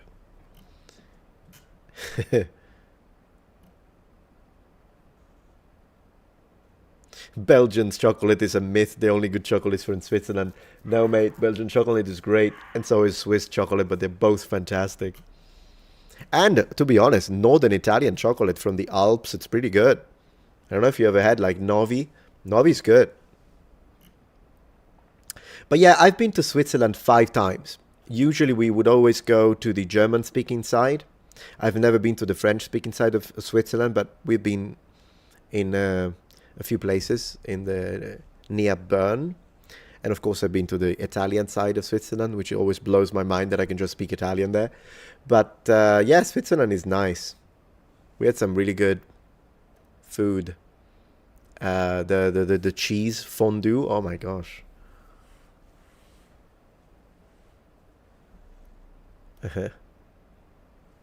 Hey, thank you for the donation, Miyuki. すみません。お腹空いてきたので、夕食 is that how you read that? I don't remember how you read dinner. I think it's 夕食。小食。I don't remember. You'll tell me. 作ります。はい、どうぞ。これからも頑張ってくださいね。はい、わかりました。頑張ります。どうもありがとうございます。In quinification, thank you for the donation. If you can, I would highly recommend one Polish called The Deluge. Also, German often complains about bread not being as good in Germany. Best bread in the world is in Italy, and I will die on that hill.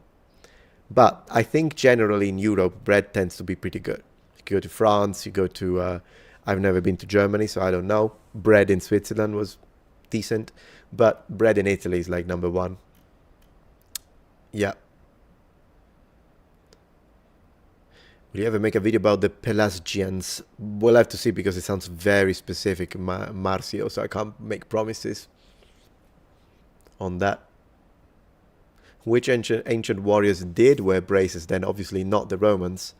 Man, braces like in the little leather bracelet, unless we want to be really charitable with some gloves used in archery, if we really want to be charitable, because otherwise something like that I can think of, I don't know. Yeah, baguettes are good, Adam, absolutely. Yeah, best bread, loco. I double down. Particularly in the south. I'm also gonna double down on that. Southern Italian bread is the best bread. Sicily and Naples, I think I've got the best bread in Italy. Fight me. If you disagree, fight me. Yeah. Do you have dark bread in Italy, or is it mostly white? So by dark bread, you mean like whole bread, whole grain? Yeah, you find everything. I would say majority of people eat white bread, yes, but you can absolutely find whole grain bread. Not that there is so much. I mean, I don't really see. If you like the taste of whole grain bread, great. But from health reasons, mostly I think it's a myth. I don't really think there is much difference. Was like, but yeah, pane di segale. See, there are lots of different varieties. Yeah, even there are plenty of pizzerie, plenty of pizza places where you can choose the type of flour you want for your dough, like 4, 5. Sometimes you can choose between 5. Oh, you don't like chocolate in the US? Yeah, I mean, chocolate, I think it's better in Europe. I can still eat the chocolate in the US. We found these truffles from Trader Joe's that are actually pretty good. These cocoa truffles, non-sponsored. But yeah, cocoa truffles are pretty good. But usually chocolate in the US is a little meh. Oh, in fact, product of France. There you go. But yeah. Do you play the piano still? No, I don't really have much time. If I very occasionally I see a piano, I'll play, but usually no. It's a shame though. I should. What's my opinion on the pizza Hawaii as an Italian? That it's a heresy. That's my opinion. Have you visited Canada? No, not yet.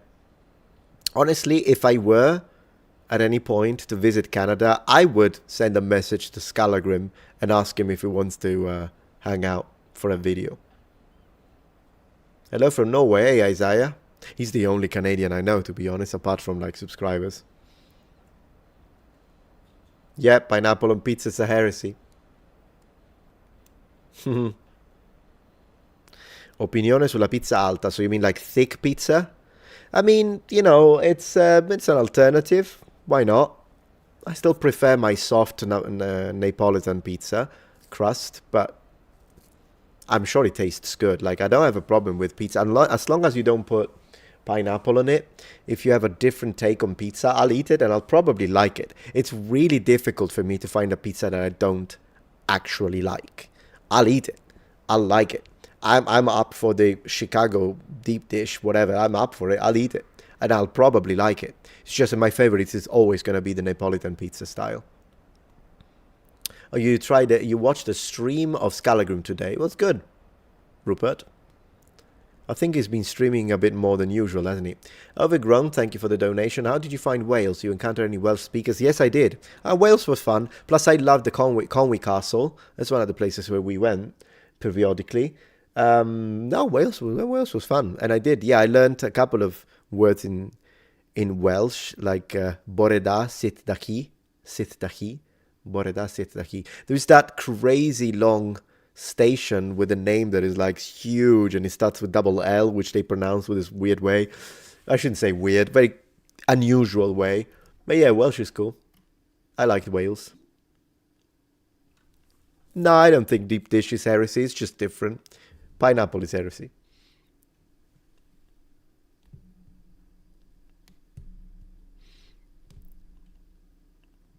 Pizza made on garlic bread, says Jimmy. I noticed Americans really love garlic. I mean, I like garlic, but it's just that sometimes Americans put garlic where I wouldn't when it comes to food or even the amounts. But yeah, I mean, garlic is good. Let me double check that I didn't forget any super chats. And while it loads, Let's see. Hello, Liam. And can you give a really explanation what Hancock and Dibble were beefing about? Oh, mate, I have to suggest you to the videos. I've got like 3 hours of content on that, so I would suggest you to check out the video. I'll make episode 3 though, because you guys are enjoying it, so I'll make it. I know it offends some people, but you know what I think about people that get offended these days. Thank you, Chama4508, for the donation. I work at GUN shows. I always speak to one of the vendors who makes his own swords, axes, and more. That's nice. He competes in massive swords fights. Have you ever went to one of these? Also, your Roman armor is incredible. Thank you. Thank you so much. My Roman armor was made for me, directly custom made by Fabrica Cacti or Fabrica Cacti, depending how you want to read it. They have a Facebook page. They're really good. They are based in Poland, I believe. I think they're Polish. And no, I don't think I've ever been to a GUN show. I hate that I have to spell it out, but it is what it is, mate. Hate the game, not the player. I really like GUNs though. I like those. I own a few. So yeah.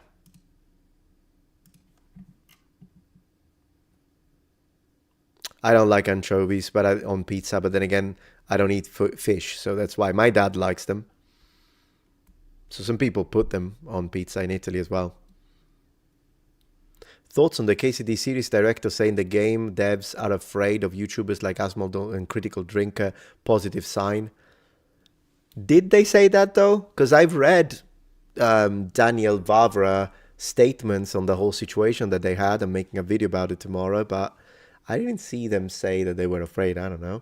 But yeah, I will probably refer to the KCD situation. It might have been a little overblown, and at the end of the day, I trust them because they made a good video.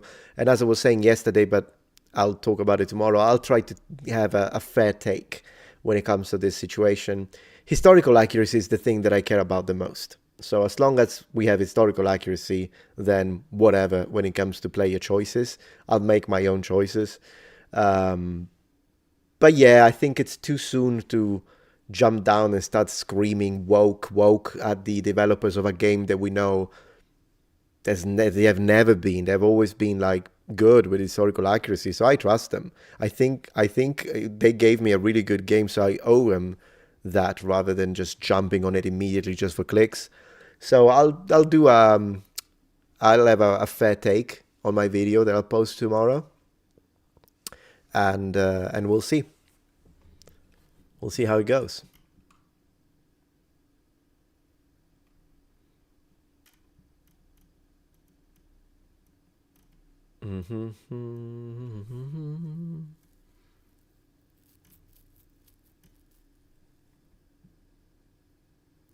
Anchovies in Bolognese, never, Giuliano, never. Tutankhamun equals Alexander theory, never heard of it. You like anchovy on pizza, Greg? Oh, good for you, good for you.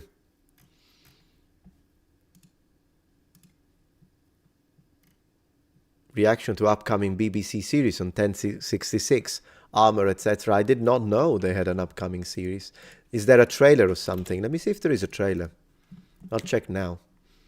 Let me check. BBC series on... did you say Battle of Hastings? 1066. The Battle of Hastings, 1066. The Normans BBC 14 years ago, so I don't think it's that one. 15 years ago. I don't see. 1 year ago. Episode 1, A Year to Conquer England. Is this it? Maybe? Let me see. So, obviously not this, because this is old. Were you... oh my gosh, what the heck is this? Were you talking about this, maybe? Or is it not yet ready? Battle of Hastings. Man, I wish they did a good... They would do a good job. Well, you let me know. Let me pull up the chat again. There you go. And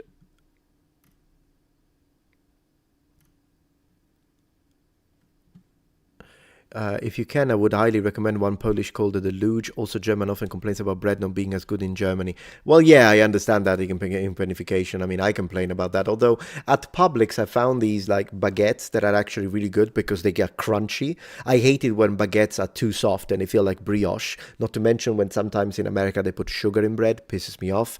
But I found this place here in the US, of course, at Publix that has these really good baguettes. And then when I took it and I did the crunch test and it made the sound, and I'm like, okay, now we're talking. So I think it also depends on where you go. Did I say thank you to Kelly Tabber for the donation? I hope I did. How are we doing over here? Yep, 1066, the year of the fall of the Viking Age. Please, dear Metatron, do not take Vavra's statement and commentary as legitimate source. The guy's absolutely out of his mind.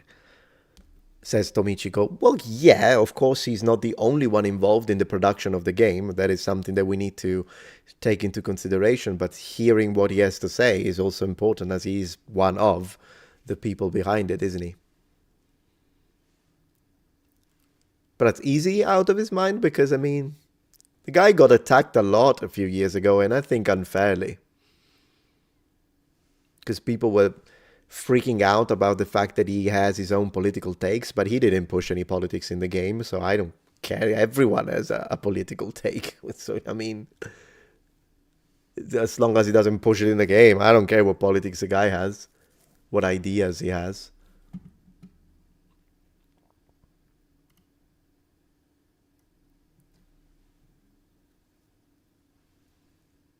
I think we do something a bit like that, Giuliano, in Italian. Sometimes, yes, we shorten or put together things. Yeah, we definitely do. For instance, if you have, well, I can't think of one now, but we do stuff like that a little bit. Yeah.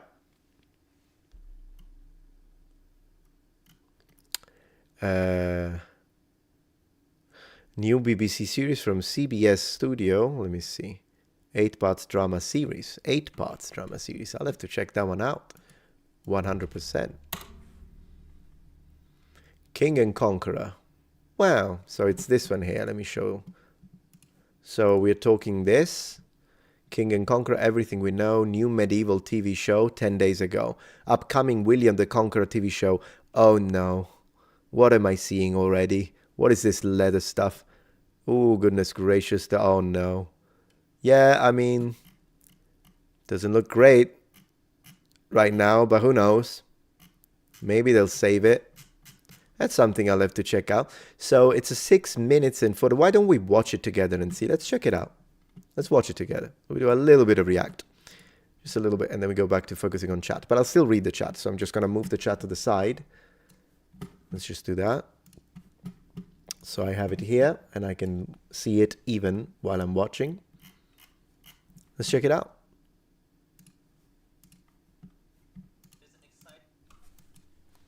It's from the channel History Spark. So I'll leave a link once this goes on the channel, I guess. All right, so let's have a look at this first. So we got some mail. He's got some, like a jack of plates, but it's leather, I believe. They are dirty and muddy. This isn't starting really nice. I mean, I'll be honest about it. But I don't know. Maybe they'll surprise me. Is the shield covered in fabric? Maybe. There is an exciting and epic new historical TV show called King and Conquer, which will be getting released worldwide during the first half of 2025. Let me say one thing. You know how I always complain about male coifs that leave the throat completely exposed?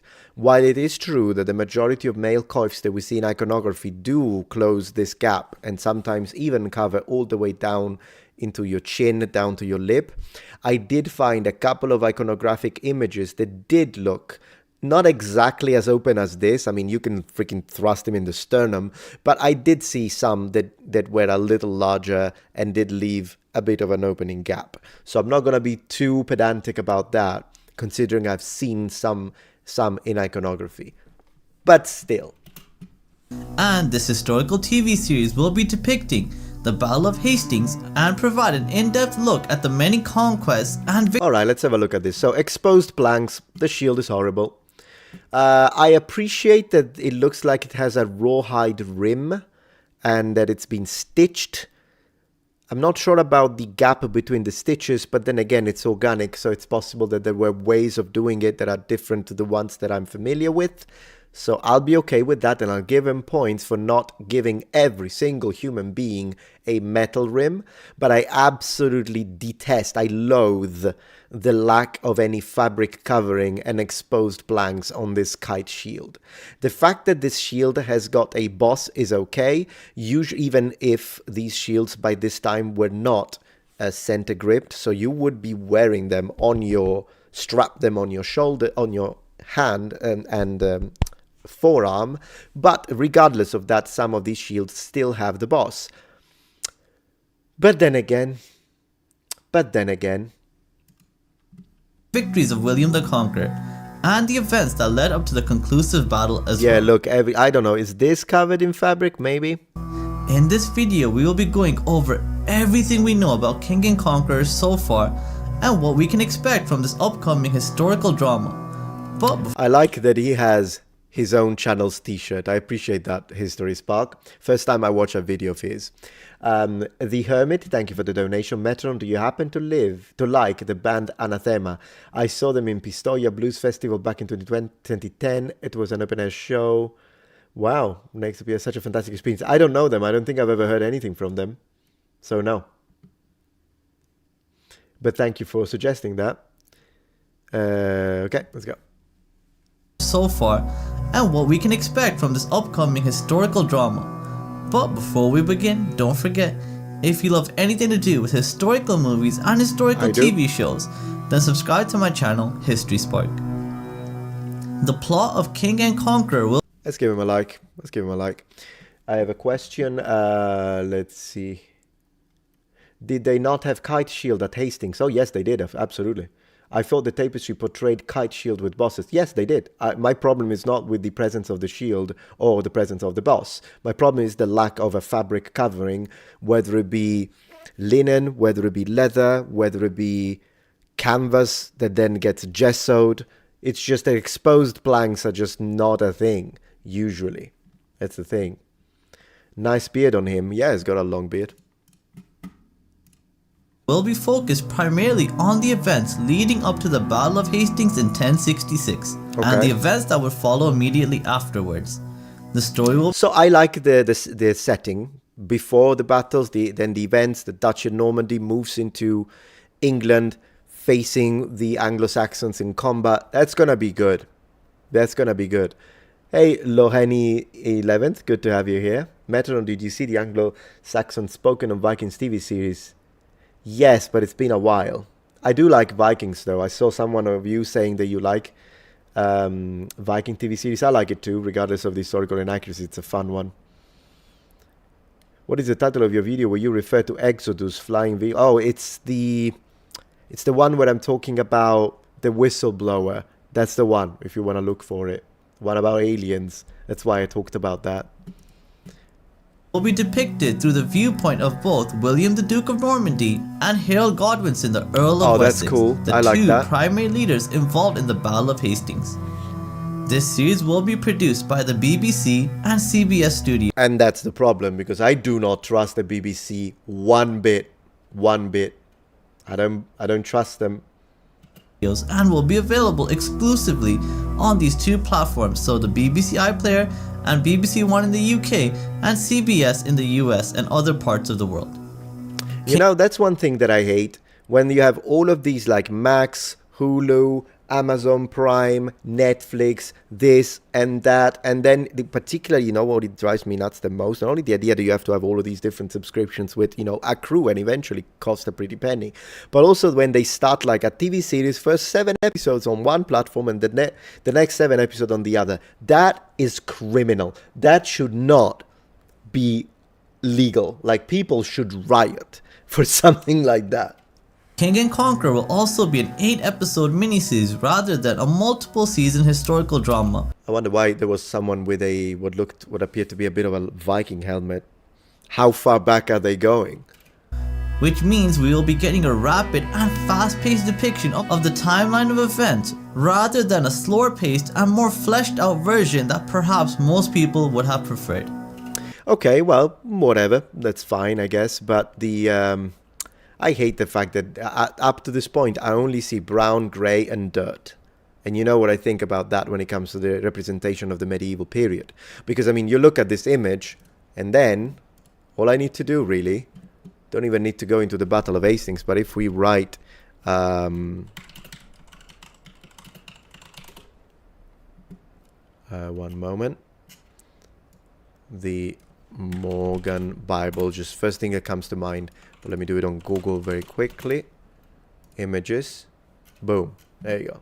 So, I mean, it's blues and reds and bright colors and yellows and greens. This is the medieval period. This. Look at this. It's color everywhere. Which, by the way, it's something that it was like this in ancient Rome as well. But I wish TV series would do this. Right? Like, show me the colors. Show me the brightness, the beautiful colors, and yeah, if you have a dark scene, a difficult scene, a scene of poverty, a scene of struggle, well, you can do that too.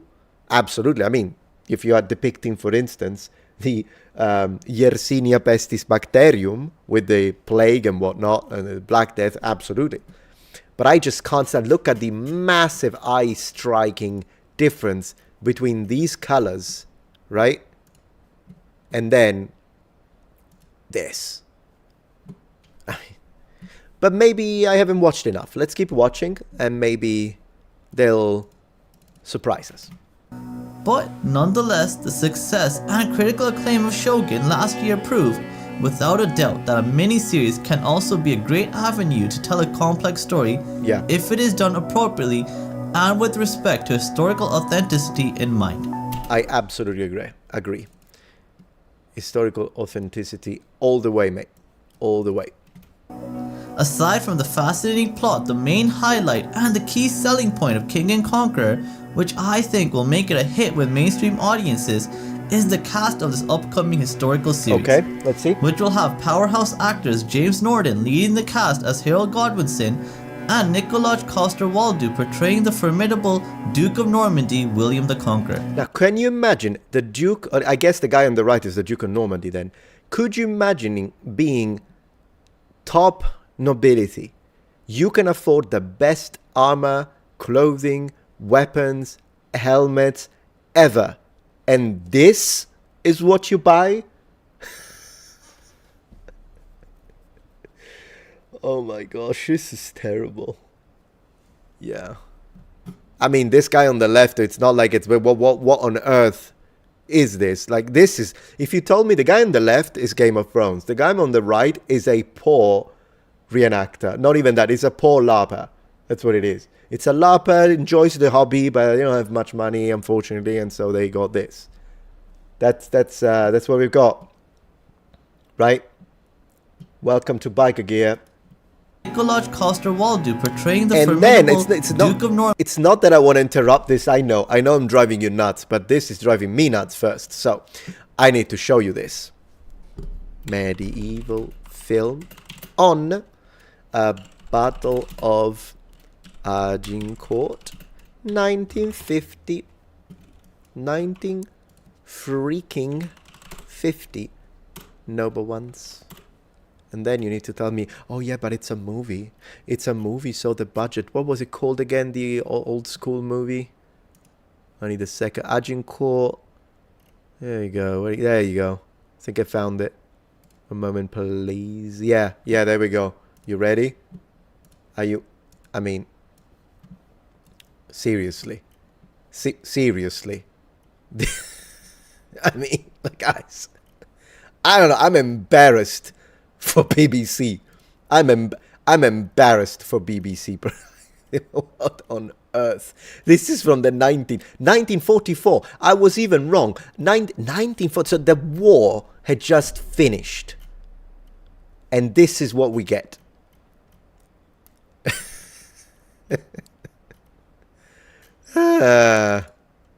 Incredible. Even freaking Ivanhoe. I mean, Ivanhoe. The old school Ivanhoe. It's not perfect, okay? It's not perfect. I get it. But still. Ivanhoe, and let's do movie. Maybe we can... Yeah, I mean, this is not very good. But at least the colors were okay. And... yeah, I mean, Ivanhoe's not great. We've got knitted mail here, so maybe Ivanhoe I'm misremembering it. Maybe I shouldn't continue clicking so that... Well, but then again, we got some kettle hats in there. Nice bright red. At least the colors are fine. You know? Yeah, no, some things are nice, I guess. Yeah. It is what it is.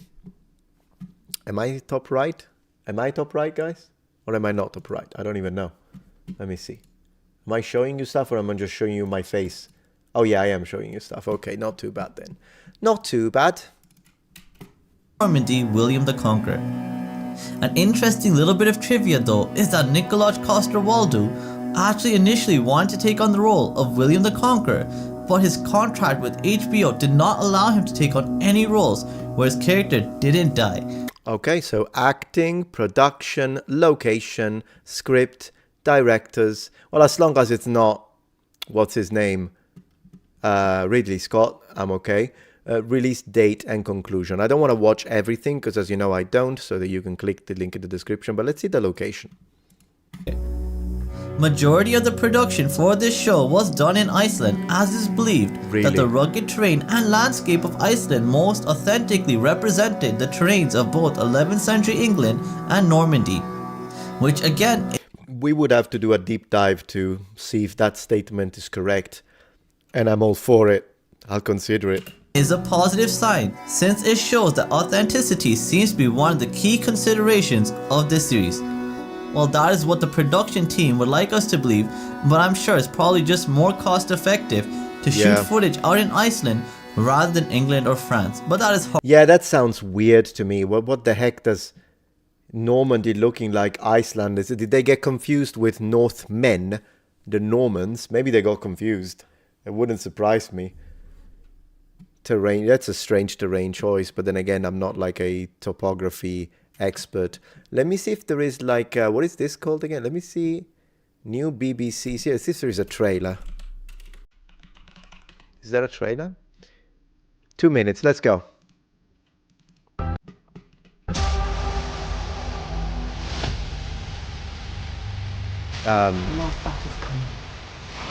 Is this the wrong movie? What the heck?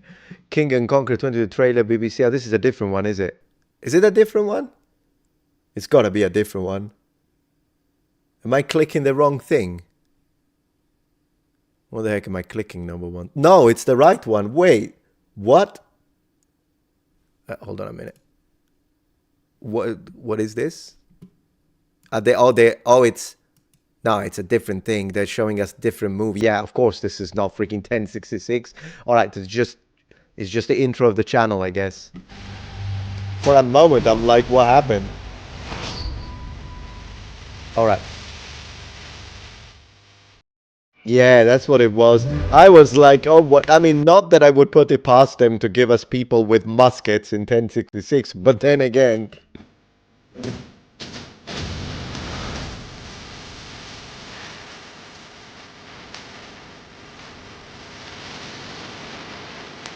Cannonball.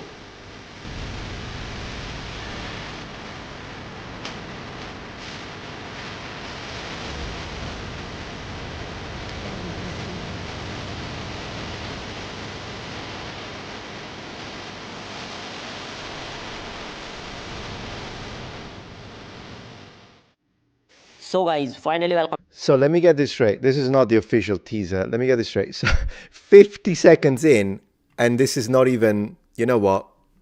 I want the official trailer, for crying out loud. Is this the official trailer? Silly me. Okay, let's go.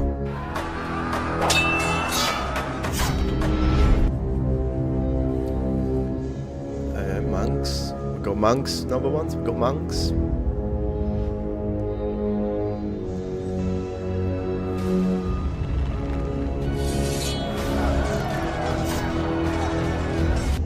Yeah, the swordplay looks terrible. Particularly after watching Adorea, this is gonna be a problem. Oh, it's fan made.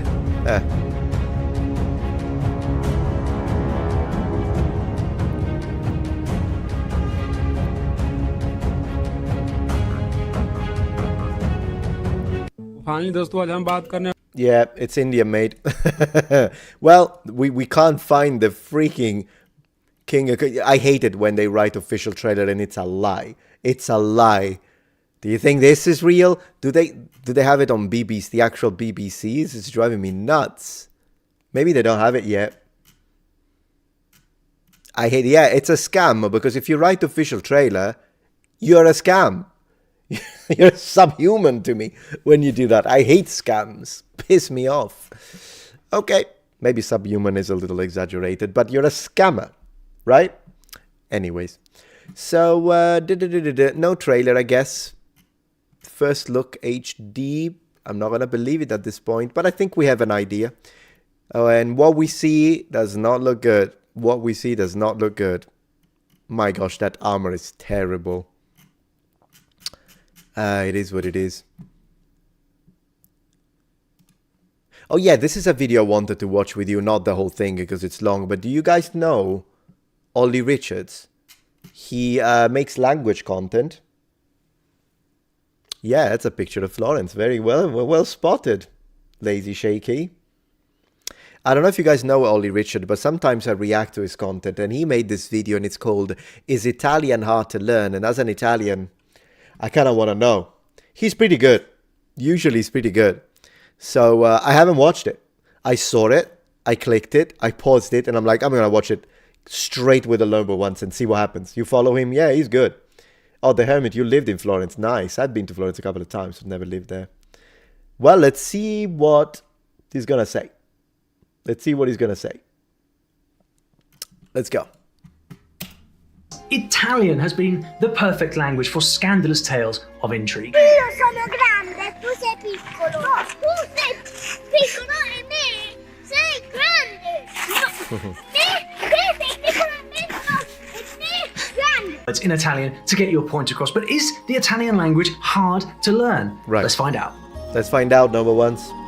Il libro narra la storia di un nonno e dei suoi due nipotini che entrano nel magico mondo di Interland e vivono delle avventure digitali che ci aiutano a capire come comportarsi nel mondo del web. They say that Italian vocabulary is among the richest on the planet, but Really? I never heard of that. why? Well, the Italian language was shaped by Tuscan poets who wanted Right. the language to sound more beautiful, and I think they got their way because Italian is surely meant to enchant you and lure you in. Don't you think? There is just one tiny Not just Tuscan poets, though. Dante is, of course, from Tuscany, but he did borrow linguistically from the Sicilian school of poetry as well.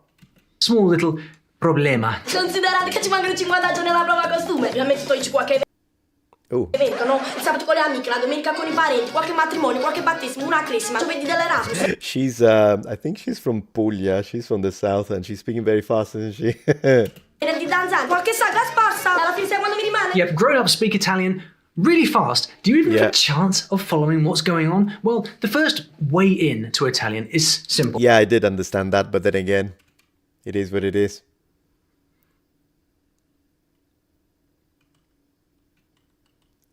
Yeah, let's see. I think Italian is a lot easier. It's not easy, but I think it's a lot easier if you come from as an Anglophone. It's definitely going to be easier than tackling Mandarin or Japanese, 100%. But then again, speed. Not everyone speaks at that speed, by the way, in Italy. We do speak fast, but not everyone like that. That was like for comedic purpose. Sometimes some people do, but most of the times we don't. Start with all the words that you already know. That's right, Italian and English have common words going all the way back. Oh, yeah, absolutely. Let's see. Vulcano, lava, influenza, fiasco. Yeah, we say influenza, though. We don't say influenza like in English. So if you want to say it the Italian way, it's influenza. And it's the way we say a flu, or it could mean influence in any other context. Opera, diva, ballerina, terracotta, duo, motto, extravaganza. Honestly, I've never said that in Italian in my whole life, so I don't know why that one is there. Paparazzo, yes. Paparazzo, paparazzi, dilemma. Laguna, a lagoon. Well, that's That's random, but he's correct. Yeah. Finale. Yeah. Scenario. Fiasco.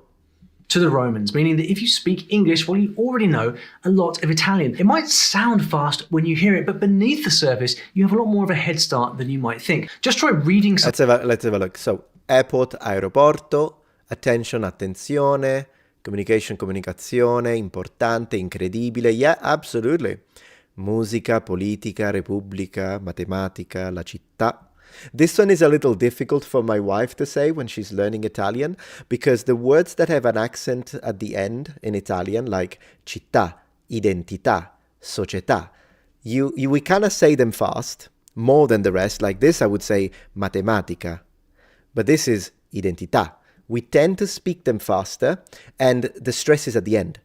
And like when my wife tries to do that sometimes she does it right, because she's good, she's really good. But sometimes she will say città, and that, from my perspective, as a stress at the beginning. It's città, città. Why do you put the article every time?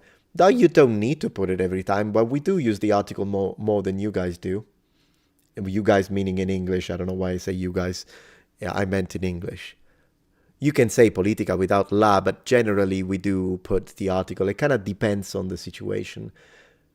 Z in Italian is pronounced za. Not in all words, though. It depends on the word, and it varies region by region. So the real rule about it is that if the word comes from a Latin word, if the word that has a Z comes from a Latin word that had a D diphthong, D-I, then it's a Z sound. And if it comes from a Latin word that had a T-I diphthong, then it comes, or syllable, then it becomes a ts. That's the rule. But then there are regions that don't care about it. So you'll hear a word like polizia, attenzione, but you also have words like pranzo, zona. So it depends on the word, zaino. Something simple in Italian, and you will quickly see what I mean. Reading something simple like Volume 2 of my short stories for beginners with this gorgeous new cover, out now. Hey, I appreciate that. That's a little plug, but it wasn't too pushy. Just said it very quickly. I appreciate that. Alphabet and pronunciation. Let's see what a Brit can tell us about Italian pronunciation. He might impress me. He's pretty good.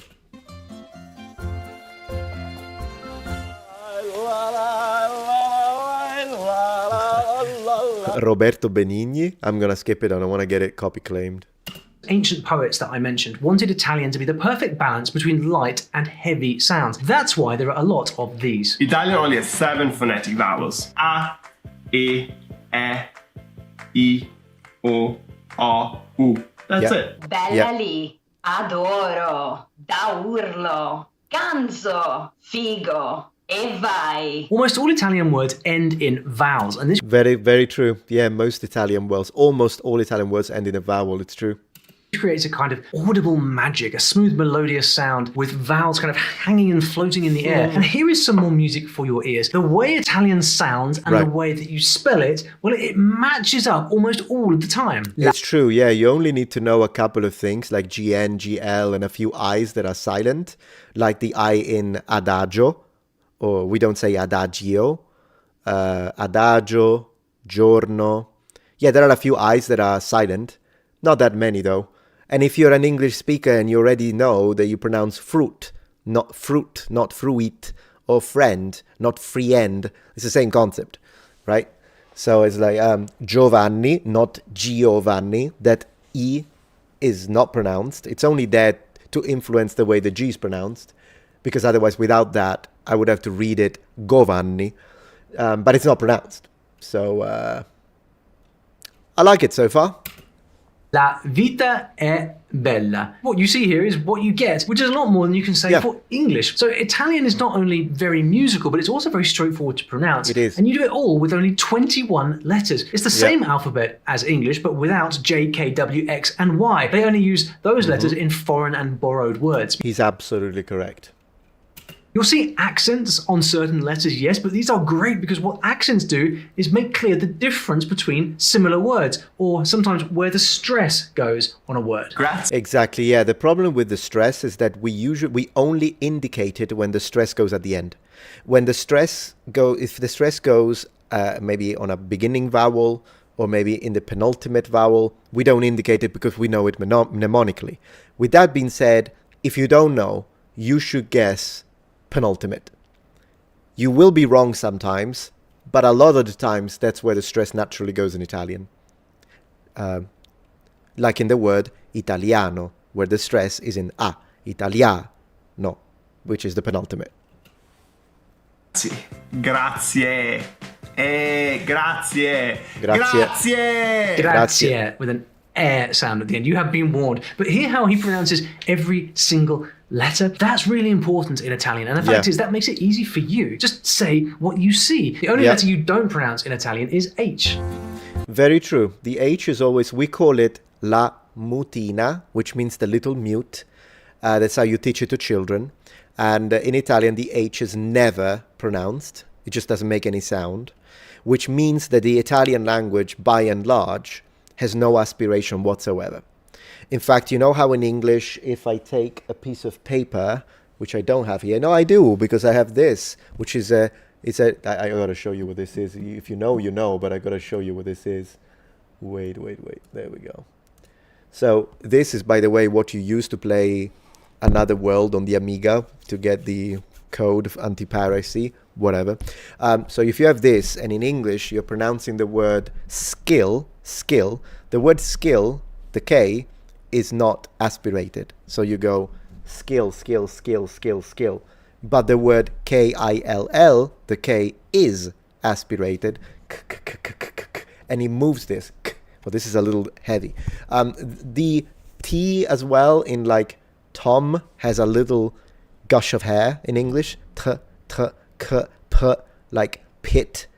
In Italian, it does not exist, which is why when Italians speak English, they will say pitte, de pitte, de ticket instead of ticket, because we don't have the t with the T that follows an aspiration of a gush of hair. They don't exist in our language. The only exception is some varieties in Tuscany, where they do have the what we call la gorgia toscana, which is when some speakers will pronounce a C like a H sound. It's the only situation in which there is aspiration that I can think of. Yeah. And we don't have the TH unless you're from Tuscany, because speakers in Tuscany sometimes will pronounce the T like an English th. So like instead of saying ho mangiato, some speakers will say ho mangiato. They do that and they lessen, they make the G like a J. It's another typical aspect of some areas of Tuscany, including Florence. The J instead of a J. So they have it, but no one else does in Italy. Like I had to learn it from scratch, how to do the th and the, like think and mother, because we don't have those sounds. So it's fascinating, isn't it? 2 weeks is over 330 hours, and most people will have spent most of the daylight outside. Nice. Okay. Oh, sorry. I need to put myself upright. There we go. I'm glad I remembered. Burrata. Oh, the one on the right is not Italian. It's not brata, it's burrata. As Ollie was saying, you've got to pronounce and enunciate every letter. There is a U, so it's burrata. Burrata. Now, Italians roll their R's. Yeah. You knew that, but it is easier than the Spanish R. You see, the Italian rolled R is softer, and you do it all in front of your mouth right here. It's a nice, In standard Italian is correct, but Sicilians, we tend to do it stronger.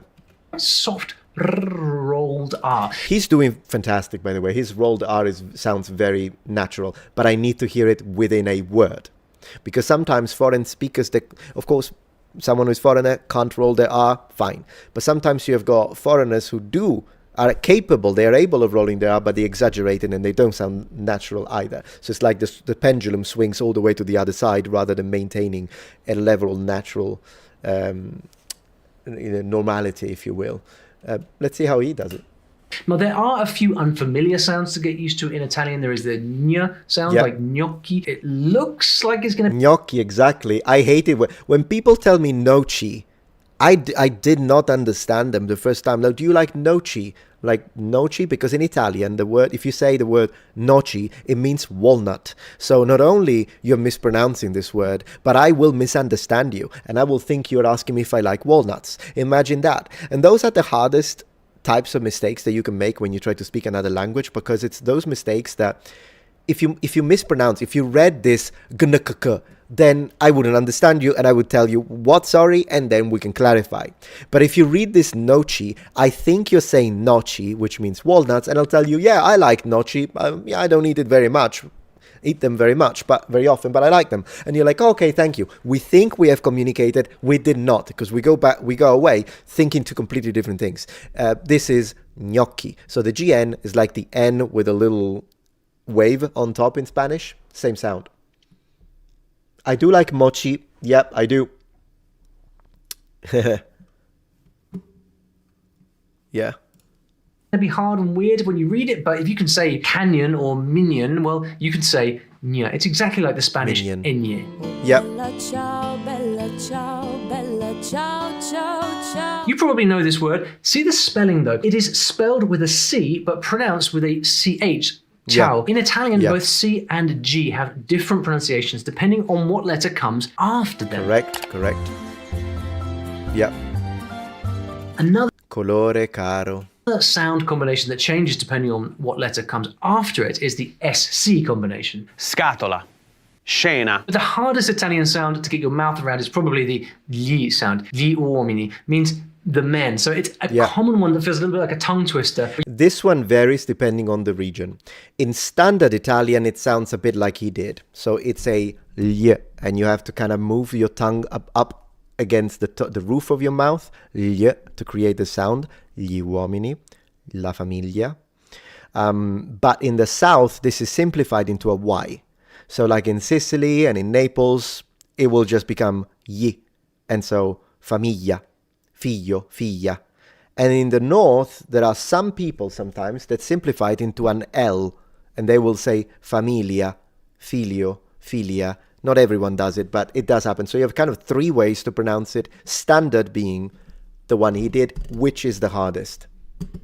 I think if you struggle with this, you should do it the southern way. It's easier, just a Y.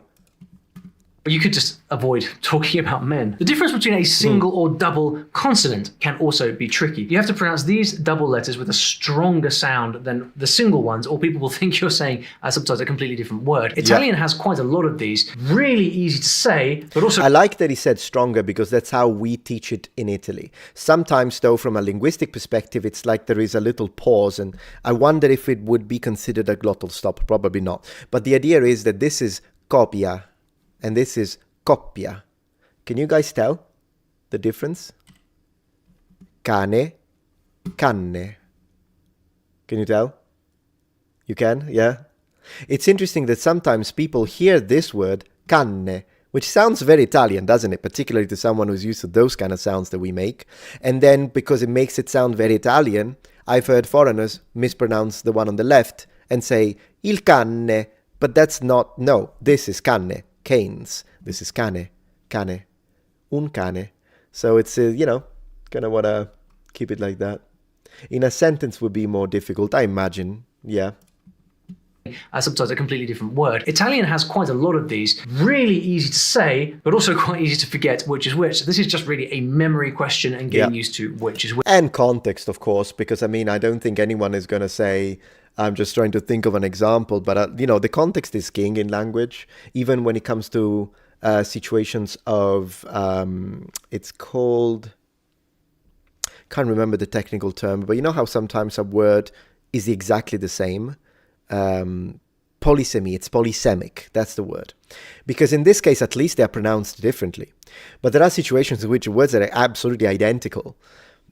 Say, for instance, the word spirito, which can mean a spirit in the sense of a ghost, a soul. Or it can mean spirito in the sense of spirits, and even in English, if you think about it. So like alcohol, possibly up to, alcohol. But in that case, it's the context, right? Because if I tell you that house is full of spirits, I don't think you're thinking that I'm having problems with alcohol and, that I'm talking about 95% alcohol. I think you know that I'm talking about ghosts. And at the same time, if I'm telling you that I'm preserving my peaches in spirit, sotto spirito, that's how we say it, I'm sure you don't think that I put it in my soul. So it's one of those things, I guess. Yeah. which. And if you think that this video right here is worth remembering, maybe, then click these 3 buttons right here and YouTube will... He does deserve a like, though. He's doing a fantastic job.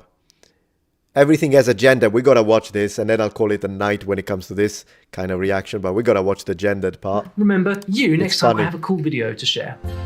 Everything has a gender, yep. Everything you can see, hear, touch, taste, or imagine, everything has a gender in Italian, meaning that it's either masculine or feminine. And you need to memorize these. There's no way around it. But there are rules of thumb to help you at the beginning. If the word ends in an A or an E, it's feminine. If it ends in an O or an I, then it is masculine. E, if it's plural, though, because the word cane, which we just saw, ends with an E, but it's singular, and that makes it masculine. Man, Italian is confusing with those.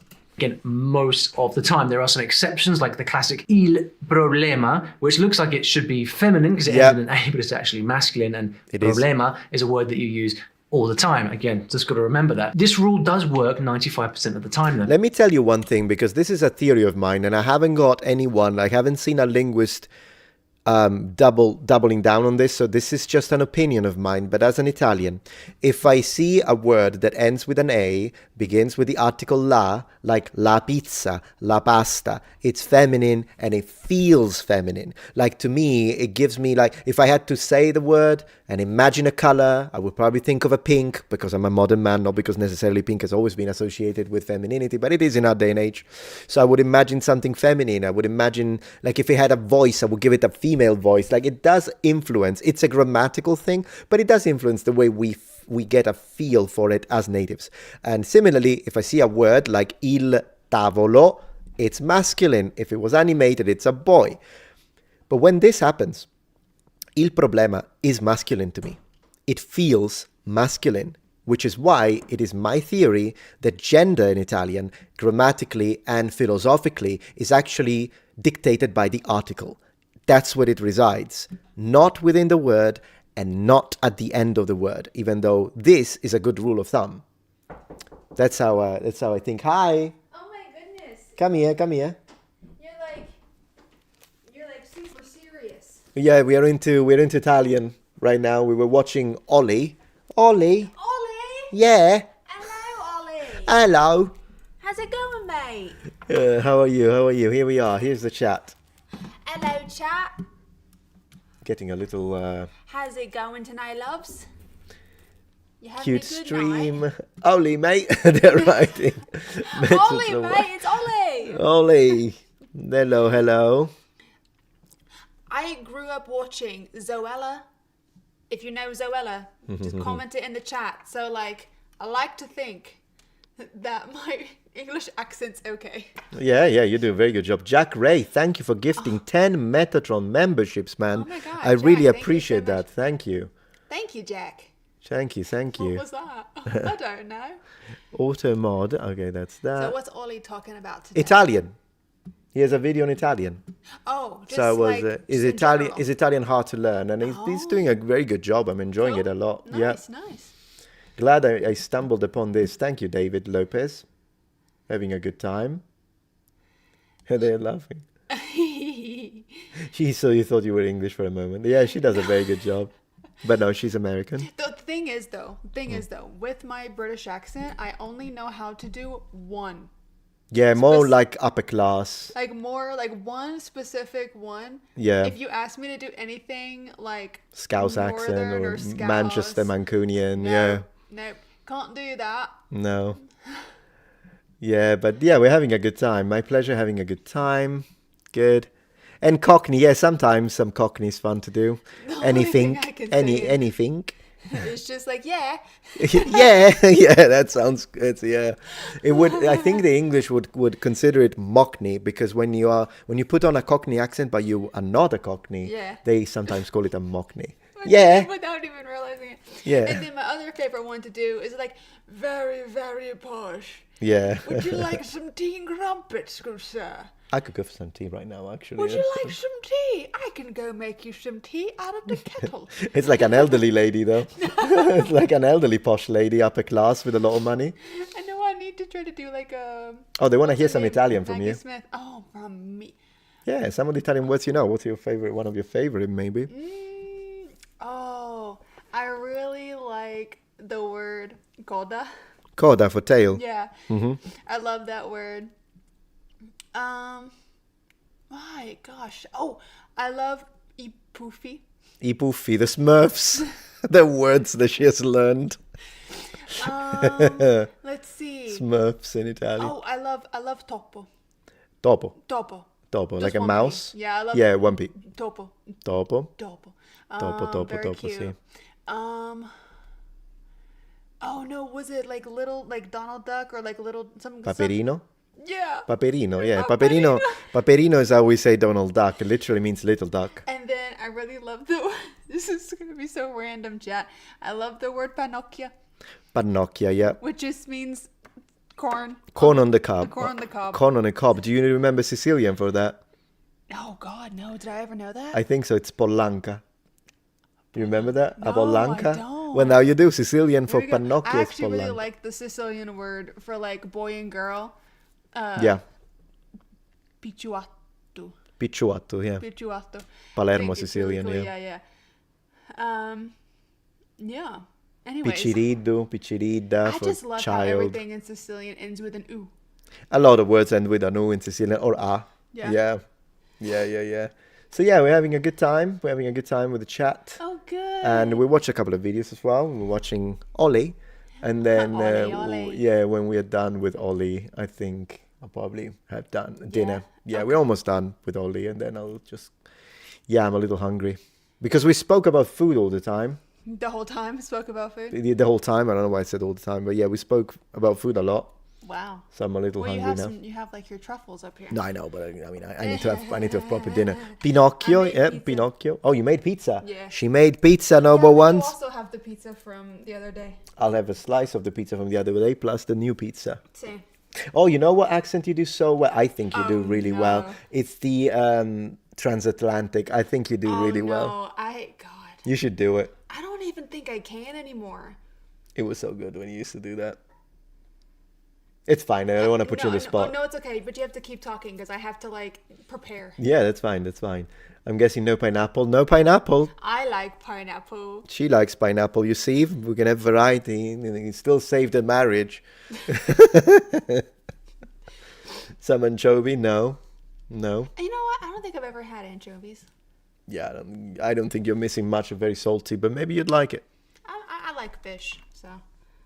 My papa used to love sardines. I don't know if he still does, but he used to. You know, in Palermo, they make pasta with sardines. It's very typical. Oof. Pasta e sarde. I don't like it, but a lot of people do. A lot of people like it. The only thing that I feel like I can say, and I think I'm gonna butcher it. Don't worry about it. We're here for fun. Thank you and good night. You see, it's perfect. I can't. It's not. It's like the radio from the 40s. I love it. 30s maybe even. That concludes our program for you this evening. Yes, it's good. I think it's good. It's so bad. They're saying LOL. Yeah, it's funny. I think it's good. But yeah. Oh, Papa, that's a southern girl. Yeah, she's a southern belle. That's right, Carl. Yeah. But anyways. Right, so I'm gonna have a drink. Do you want me to This go? is very no, you can say as long as you want. Jolly good show. Yeah, jolly good. I actually find it fascinating when you find the recordings of the Queen when she was young, because her accent changes when she was like in her early 30s. It's really old school English accent. I can't do Queen's English. It's too like there's like a it's so it's so not typical.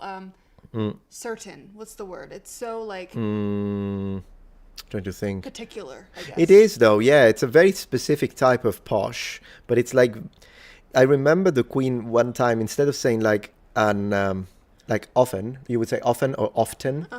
The Queen says orphan, and it sounds like an orphan, like someone without a dad. Yeah, that's how she pronounced it. Andrew Honey, thank you. Thank you for the donation, Ra. From my understanding, no, Andrew Honey, it's as well, yeah.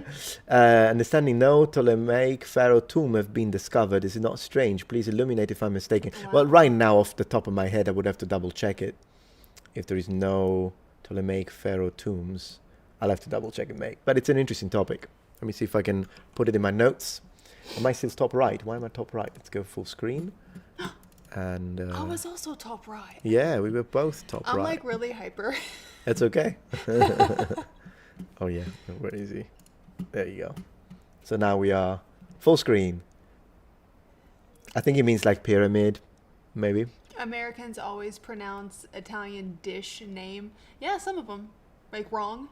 Which ones? Yeah, I think that's what it means, like bruschetta, bruschetta instead of bruschetta. I honestly, I had no idea. Yeah. That pistachio was not pistachio. I know. It's You said it to me like the first time I went to Italy and we got like gelato and I said, huh?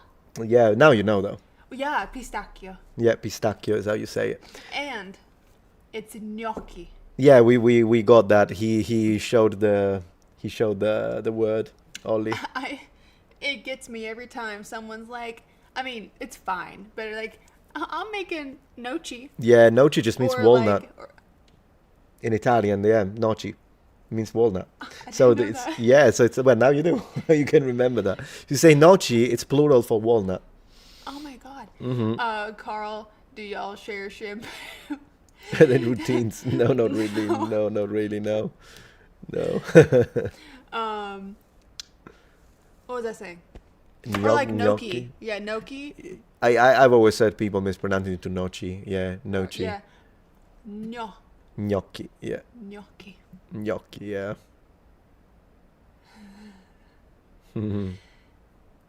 Supporting the truth and pizza. A river, dare she? A river, yeah. Thank you, David Lopez, for supporting the truth and pizza. Appreciate that. Thank you so much. Okay, I'll go. But thank you. I'll be there soon. I'll be there soon. I can have a little pizza. Bye bye. But thank you. Bye. Bye, chat. Have a great night. I think you did a great accent. Oh man. I think it was great. Thanks. I appreciate it, love. Okay, I don't have my phone with me. Okay, dokie. Bye. You don't? You don't want me to call it? No. I think it's downstairs. Okay. Oh shit. Careful, don't fall. Sorry, I literally almost ran into the light. Yeah, no. Oh no. Okay, so let's finish up with a little bit more of what's his name? Oh, sorry, I lost the my headphones. Hey, thank you PIZ72A for subscribing on Twitch. I very much appreciate that. Thank you for the subscription. Yeah, it's here. I did leave it. It's here, and I still have to show them what we bought. There we go. Sorry, love. No Bye, worries. chat. Bye. Come on, girlie. Come on. Go. I'm just double checking that I didn't miss any. Oh yeah, Labertus, thank you for subscribing with Prime. Thank you so much, guys, for the subscriptions on Twitch. Both pizza, it's like a way to spell pizza, and Labertus. Very much appreciated. Just double checking that I didn't miss anyone else, because I don't want to be rude. Let's see. Hello there, finally got you online. It says Lohen. Okay, yes, thank you. It's good to have you here. Scala lives in Nova Scotia, really? Nova Scotia, okay. And we've got...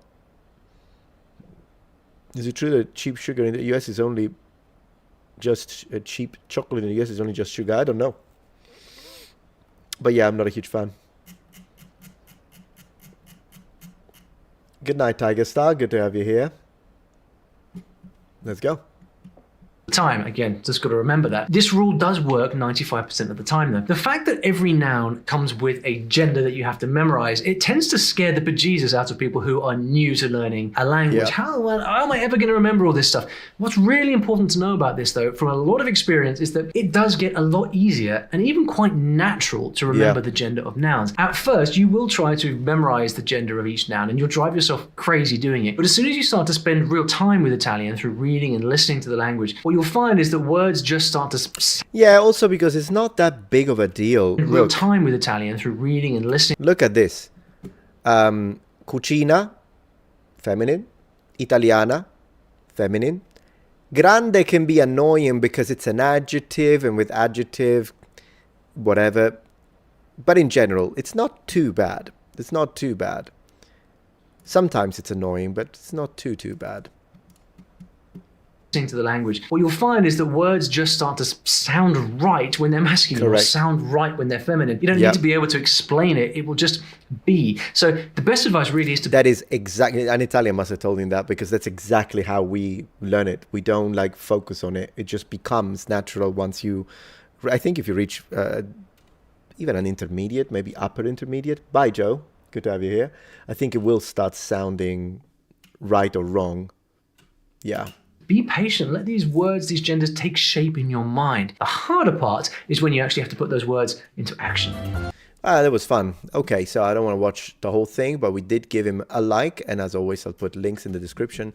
I think I'm going to call it a night because it's 8:21 and tomorrow I have to wake up early. So I still have to go and have my pizza. I'm not sure if I can come back live tonight to play games. I'll see, but probably not, because I need to do some editing in preparation for tomorrow. We have a bit of a road trip. But thank you so much, Noble Ones, for joining the stream. Thank you for all the support. Let me just double check that I didn't forget to say thank you, supporting the truth. I did read that. I'm just checking. Thank you, everyone, for gifting the memberships and the super chats and the subscriptions over at Twitch. It's all very much we appreciate your generosity very much. Okay, so I will, let me just put myself full screen. I will see you tomorrow with 7 video uploads throughout all the channels, including the new Metatron's clips. And yeah, I'll see you tomorrow. I'll probably go live as well tomorrow night for some gaming. Take care. Thank you, Noble Ones. Buona serata. Ciao, ciao.